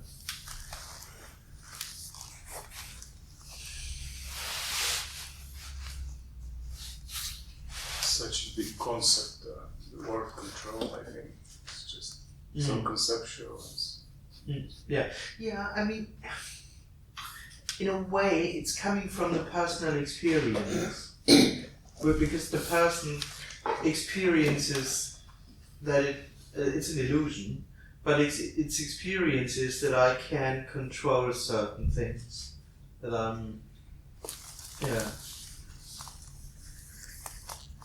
So of course the illusion then is that I can Control my life. I can improve in controlling. So in the end you end up with yoga. So I mean they say to control breath, to control thoughts, that's the spiritual, that's the extreme then. That you're enlightened if you manage to control everything. Then you are free. That's the idea out of that control thing. But basically it's the person's experience to at least be able to control some things. Yeah, they say that real freedom is total control, so... Absolutely, which is a little bit weird, but yeah. That's the idea of personal freedom in a way. Of course, if I can control anything in a way, then I am free. Overlooking that I am is the prison in the first place. Yeah. I'm doing it, so that's already... Yeah. It's not free, it's work. Yeah. Yeah. You have to prove something to somebody and to yourself. Exactly, as to well. yourself, exactly. Yeah. At least to someone, and you have to constantly work for that. And in a way, at least be conscious or be there is work already. Yeah, doing this. Yeah, absolutely. Yeah.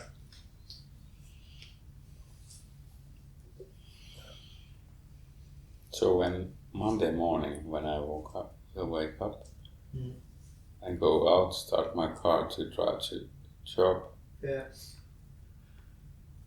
there's nothing I can do. There's in fact no you already doing anything. So if Nobody I don't like my job, it's just my fault. It's just what apparently happens. Yeah. It's not even your fault. It's just what apparently happens. You didn't even do waking up. That already is what apparently happened. You didn't choose that. You didn't choose to get up. You didn't choose your thoughts, and you didn't choose how you feel towards your job and all that. It's all what apparently happened.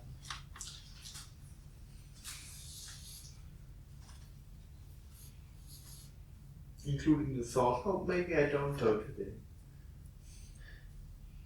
And including maybe even staying at home. Or not. No control, just is what happens. We could say even including you. Or there is what apparently happens including you. You too are what apparently happens.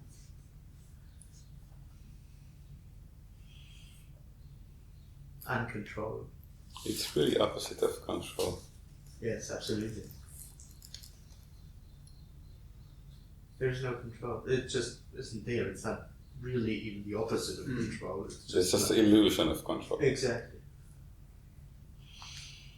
Opposite is also illusion. Yeah, exactly. Yeah, but But it seems to be the opposite of what me knows and experiences. Because in a way it believes in, it experiences itself as controlling to some extent, and in a way believes that everything is under control of something. God or natural laws or some greater reality that I maybe don't see, but there is something that holds it all together. Yeah.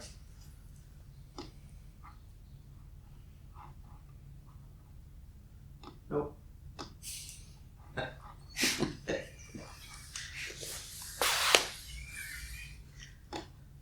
I need to write it down. No. Am I in control?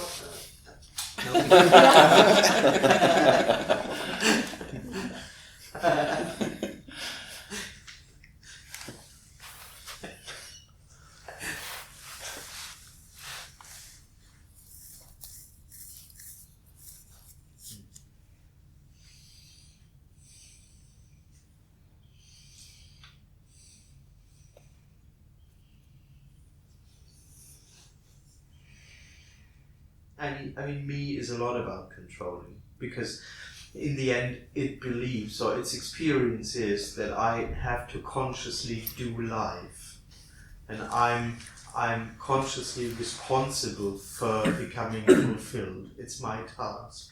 So in a way, me always is about controlling. Controlling in a way is almost the same as to do life. I have to consciously live life, to do the right or wrong thing. That's already kind of control. Manipulating and controlling what is. Apparently, it tries to. It's illusory, of course. It doesn't really function.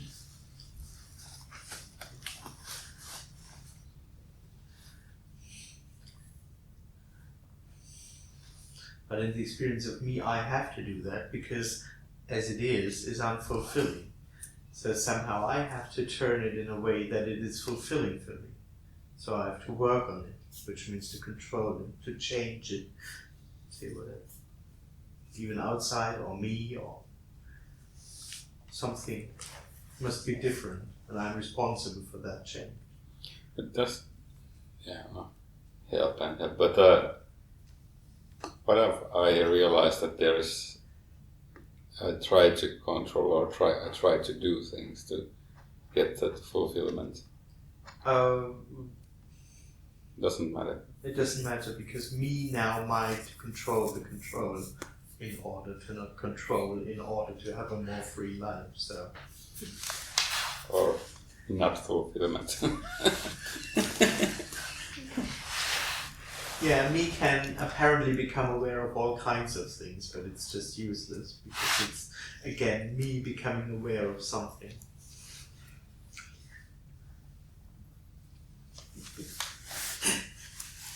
It's really pointless. Yep.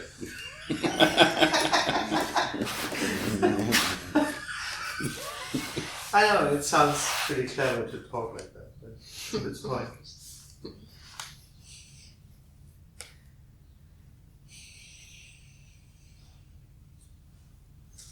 Because in a way, this doesn't say that it shouldn't be there.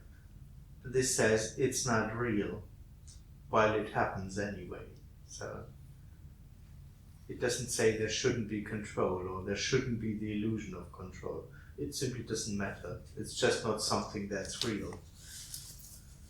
But that's useless information, so to speak, for the me. Me hears that and immediately starts working on that. How can I see that? What does that mean for me? So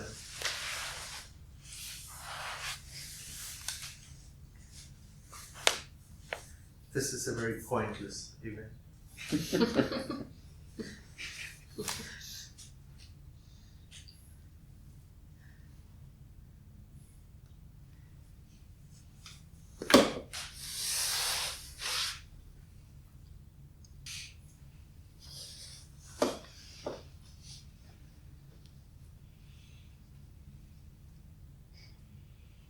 That's the question. Me says, and if I see that, what then? Then there's already someone there seeing something. It's too late already.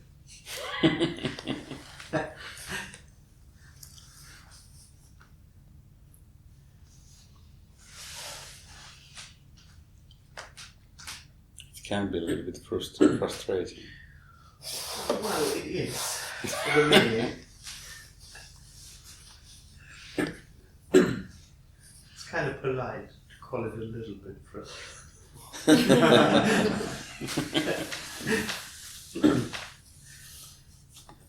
Oh yes, I mean, in a way that is the me's basic experience. Me's basic experience is I'm trying,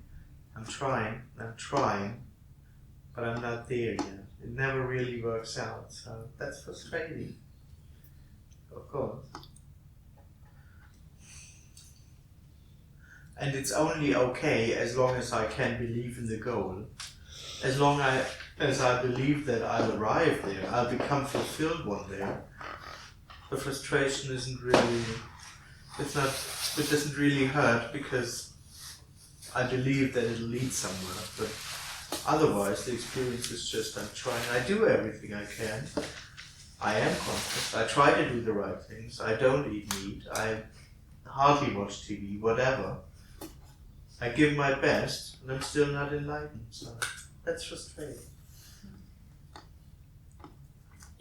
Also, I'm dreaming this, and I can't wake up myself. Yeah, absolutely. Oh yeah. Yeah. Yeah, you'll never make it. You will never be free.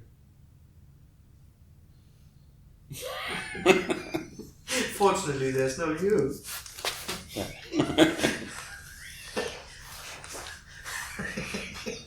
Yeah, this is the bad news.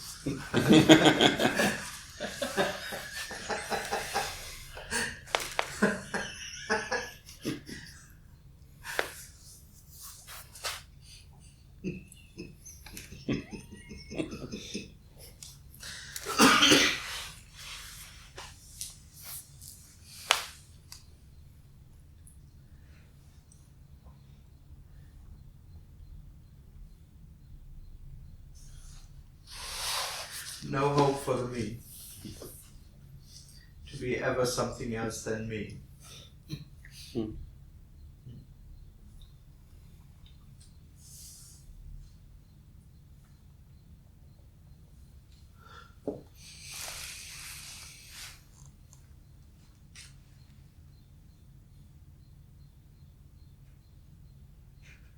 You don't have any me in you. No, I died. Yeah. Yeah. That was the end of frustration.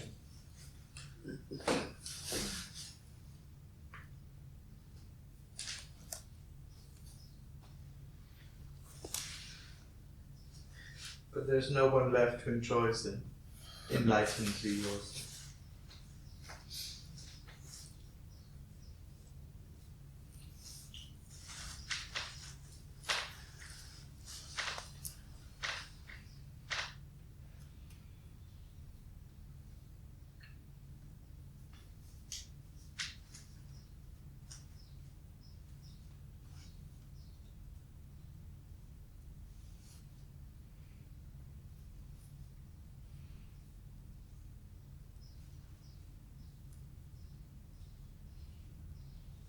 Has many people got free during your weekends or talks, or do you know, or? Well, it never happens because of, but Yeah. yeah, some people died around me.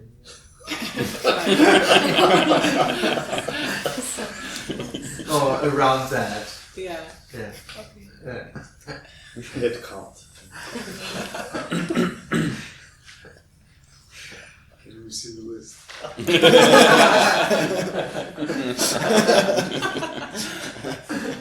course, there's no one on the list.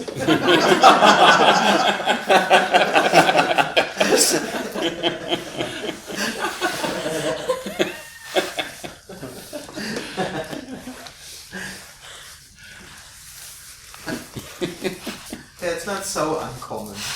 I mean, dying is quite natural, so even if it's a little bit early. 10% death ratio. Government approved. I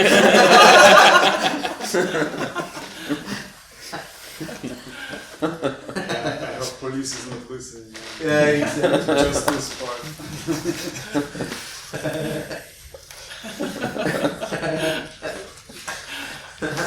Suicide club.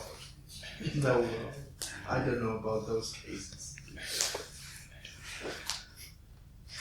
Yeah, they don't ring you up afterwards. Exactly. Exactly. So.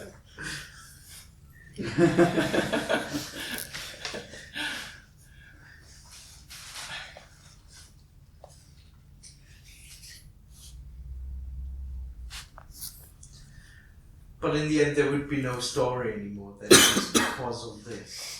Then it's because of anything. So there is no real cause and effect in this.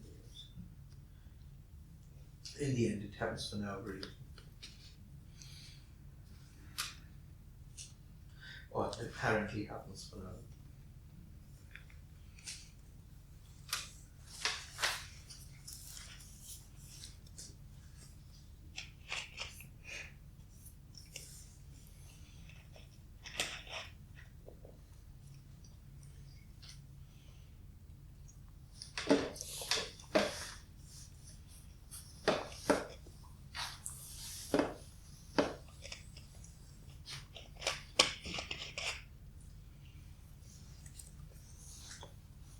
So there's no method.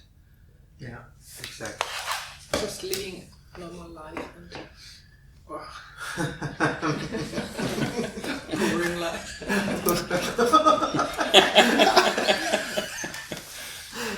Well, even that is not can't be done. But yeah, there's no method. Meditation doesn't help. I mean, the problem is that meditation helps, but this is not about help. Liberation is help is for the person in a way. But that's the illusion that there is something, that this is about anything in the first place. That there is something, that there is a goal, and that I need help in order to reach that goal. So it's not that there is no method, but something to reach. No, there isn't something to reach in the first place. There is no goal. That idea that there is some future fulfillment, or that I'm moving towards a future goal or towards a future is an illusion. So automatically there is no method. What for? Who should practice in order to get what? So it's all part of the dream of me. Only the me should drop. Good drop. Well, there isn't even a me to drop. Yeah, but if one thinks or feels the me. Then this becomes the next prison. Oh, I have to get rid of the me. Yeah. When does it happen? When does my me finally drop off? Same shit.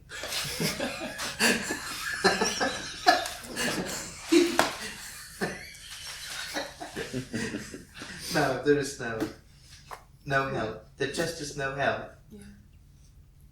Not even one nice thought or anything.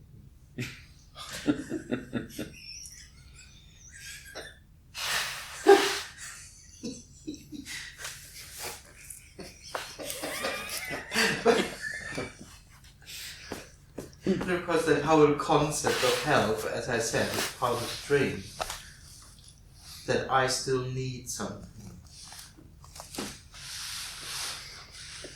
And what's wrong with living in illusion? It's also Oh, fine. nothing at all. Is it? No, there's no one is living in illusion anyway. So there is no illusion. It's another concept. Absolutely. Oh yes, of course. There's nothing wrong with anything. That's This why is you don't it. have to. It doesn't make you strive to do this or that or to achieve anything. There is nothing wrong with anything. So Absolutely. there is no path to anything. And Exactly. In the end, it's already part of the illusion that there is an illusion. That there is a better way. There is no better way. That's it. there is no way. There is no way. There is no other possibility. There is no potential better than this. This is everything. And amazingly, surprisingly, as it is, it's not different. And it'll never be different than it is. That's a dream.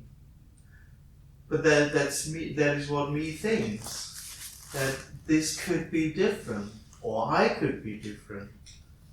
But no, of course not. And of course, even that idea is what happens. And yeah, But is it also nothing should happen. is it also theory that that the person can't be in this moment because it always looks for a fulfillment or thinking about past or One could say so, but I don't like that very much because in the end there is no person. yeah. So the person's actual experience is that I'm now here. But of course the attention goes into a story about the future. It's always, one could say it's always in the step into the next moment. So it's never really here in that sense. But in the end, that's another story that I could learn to be present in the moment. That's what I mean. That's not what this message is about. Yeah. This message doesn't say be present in the moment. It's another prison, and it's very exhausting. And also can be really violent. It can be. Really violent. It is violent, exactly. It's forcing, in a way. Yeah. And it's exactly, I mean, the dilemma for me is that exactly that is the most unpleasant, to just be present in the moment. It is, for a while, it can be fun, as long as there is the story that being present is something good. Yeah. But the actual experience is very unpleasant. That's what me is actually running away from. And going into stories and seeking for something, because the actual presence is unpleasant. It's just unfulfilling.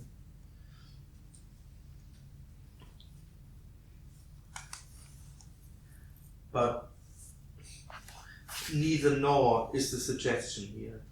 It doesn't say, oh, live your life in a way, because there is no you to do that. Nor does it say, learn to be present in the moment. Both would be within me.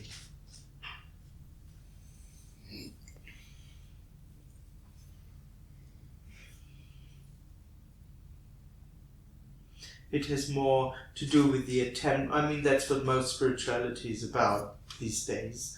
To be in the story or to be out of the story. And so these are the two counterparts. Either you are lost in the story and believe you are the person, or you can learn that you are simply present. That's a bit where all of that comes from, I assume.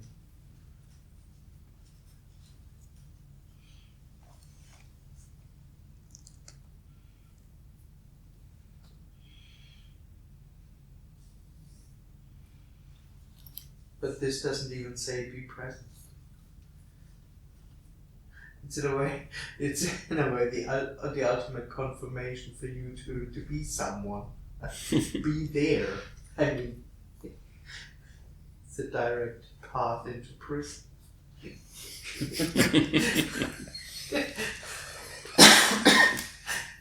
Be someone. Pull yourself together. Be there.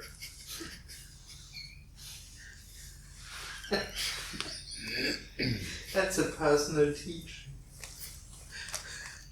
Get back in timeline. Being in the moment is like saying get back in time. Absolutely. Yeah. And it's actually impossible as well. In the end, it's impossible. Exactly. That's why you have to constantly do that. Give yourself there. It's a constant work. It's working every moment. There's no break at all. It's terrible. It's terrible. Absolutely. And people sell millions of books by saying that, but it's horrible. Absolutely. It's working every moment. The worst thing you can do.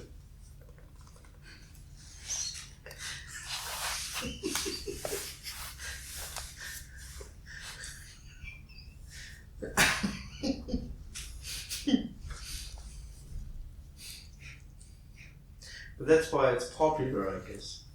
There's always something to do, but it's so impossible that you never arrive there. So it's an easy position for the seeker.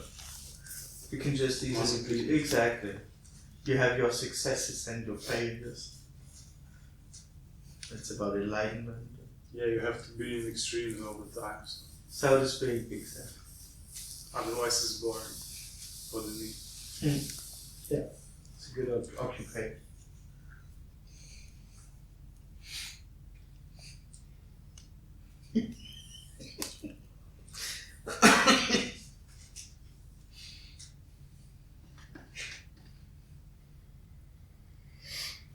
So it's just a choice of how to spend the time, basically.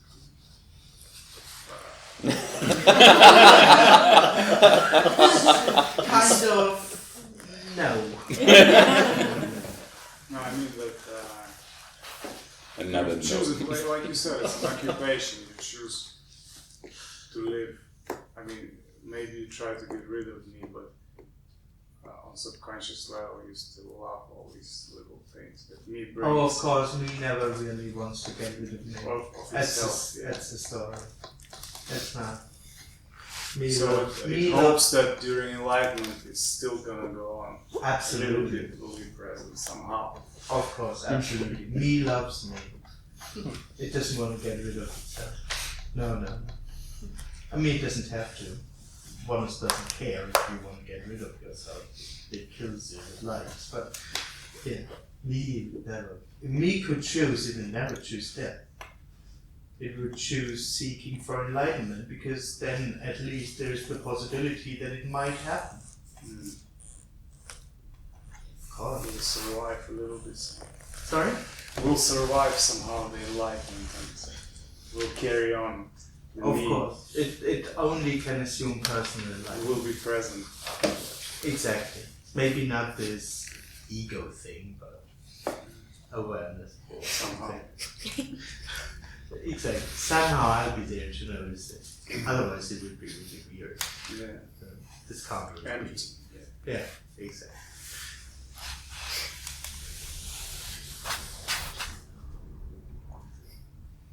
It must be good for something, this whole enlightenment thing. I put so much work into this. Should matter. So much work, so much hope, so much promise. All those years of self-torture. Of self-torture. I put my whole life in that. Couldn't be for nothing. It couldn't be for nothing. I mean, that's what me does. I put my whole life in seeking and becoming something. So it can't be for nothing. Yeah. Yeah. It is for nothing, of course. So is everything else, but Yeah, they think this is important, but the other things are not. it's not. But in a way, every seeking, Yeah. all the effort me doesn't have to necessarily be the spiritual efforts, because it thinks its whole life is about something. Being polite is about something. Earning money is about something. It's all for something, for my happy life and for my assumed more happy future. So It really questions. I mean, it of course does, but it questions the whole life of me. It questions me, of course, by saying, "No, there is no me." It questions everything. Me believes, and me thinks what it's about, and why I'm doing that, and what's good in my efforts, and all that stuff. So me is kind of shaping itself and playing all the time, building itself up somehow. Apparently, yes, one could say so. Learning new languages and gaining knowledge and becoming more. One could say, Seems like yeah, it apparently. seems that there are levels and Oh yeah, progression towards. exactly. But that's a story me adds. So whenever there's a good feeling, for the me that isn't just a good feeling, it's also the next step. Mm. It's the illusion that by feeling that, I'm coming closer to something. Yeah, you're adding things to. Exactly, it's just an added idea, development, improvement, or it can go up, it can also go down. But yeah, it's just added. It's an illusion that I develop or that I improve or come to new heights of consciousness. Did you get those when you were on your spiritual path, or was it Oh just? yeah, I almost made it.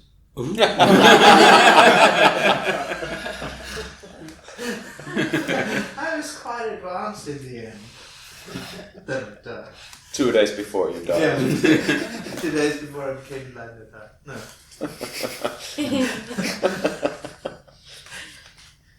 Yeah, I looked very transcendent for a while. Very advanced.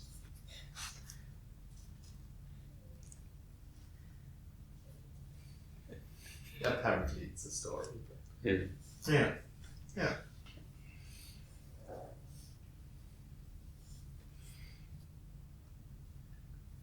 But you also was frustrated. In between I was also frustrated, of course. I mean, I was one of those. I never put my energy into money or making career, so in a way the spiritual thing was all I had, so it was often frustrating. I mean, the thing with this enlightenment thing is that in a way it's always about the absolute. It's about absolute love. It's about absolute peace. It's about all that super things. So there's a huge potential to feel like a failure. Because most of the day just isn't super blissful and super enlightened. And it's your fault. And exactly, and of course, as I was supposed to become enlightened, as if it's in my control or should be, it was always my fault. So yeah, there's a lot of frustration. A lot of blissful moments, and of course the frustrations afterwards to not be able to have that all the time or to maintain it all. Of course. I mean, the life of me, in a way, is a life of frustration. But if you're a businessman, at least you can feel shitty but still make money. But if you're a spiritual seeker, you feel shitty, then there's something wrong. That was the next You just step. feel shit and lose all your money. Yeah, that also that. Exactly. All around me I saw all these other seekers, but at least they had money. Yeah.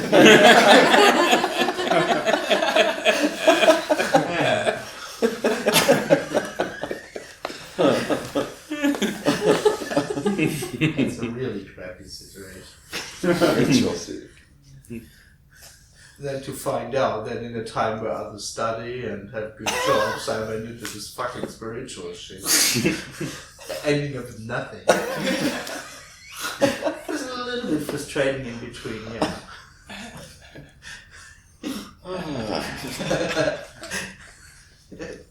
So I just decided, oh, I died.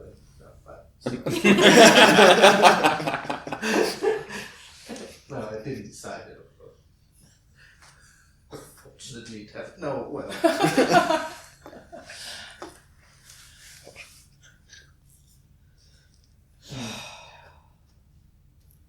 No, actually, in my story, I had this slow death in the end, so I was kind of relaxed in the end. I wouldn't have cared anymore. Kind of. I would have just. Did the seeking stop before you? I mean, did the kind of the spiritual seeking stop before you met Tony or after? Were you already kind of disillusioned and then ended up with Exactly, Tony? a lot of it was all in a changing phase, but a lot of the spiritual thing it was breaking together already when I met Tony. Yeah. At least in big parts. But then you can sort of hear it. Exactly. Yeah. Not completely, because as long as I was there and I was living in the spiritual surrounding broadly, at least almost all my life, it didn't fall away immediately. But this whole idea that I can get there, that dropped off. And for me it was very relieving. For me this wasn't a bad thing. It was like a huge burden fell already off. It seems that for spiritual seekers, when you get, so to speak, closer to the bottom and more desperate, then it's easier to kind of... I wouldn't say... It seems. But I would just turn it the other way around. That just is what often happens. But you can't either do it, nor is it required. It doesn't have to be like that. Yeah, okay, of course there are no rules, but often you hear that. Oh yeah, in a way that's what often happens. Yeah, apparently. Yeah.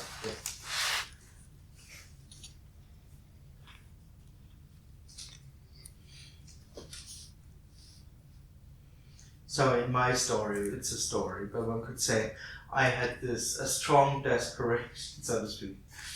Over years it did more and more, and then I had this breakdown of the spiritual thing, where I noticed I will never get there.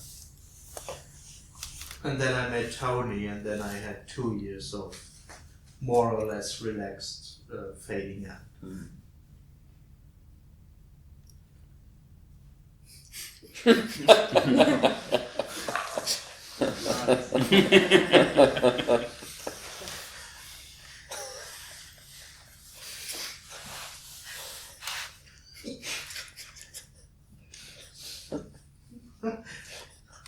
Oh, that's how you do it. That was very informative. Everyone is gonna try it.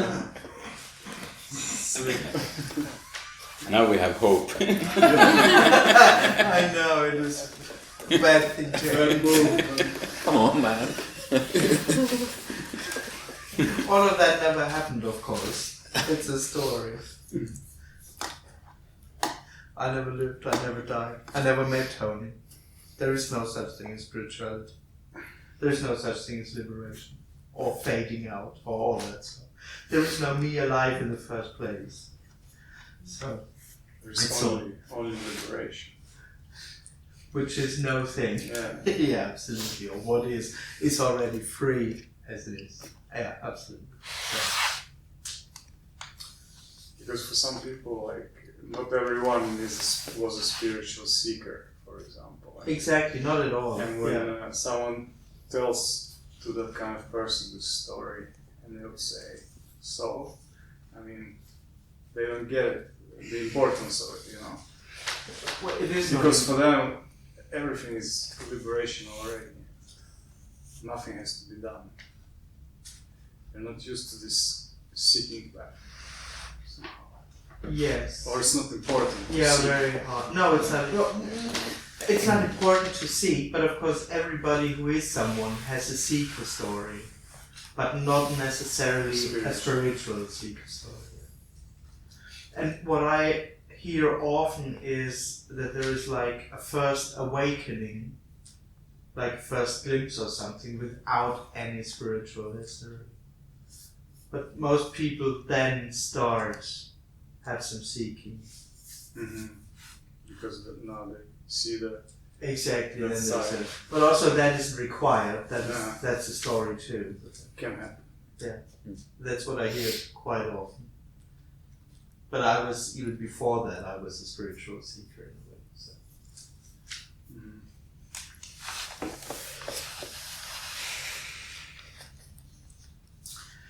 Fortunately, there is no seeker. This is all there is. There isn't anything else. There isn't anything to take away with, nor homework to do, or nor methods that you should practice. There is no you.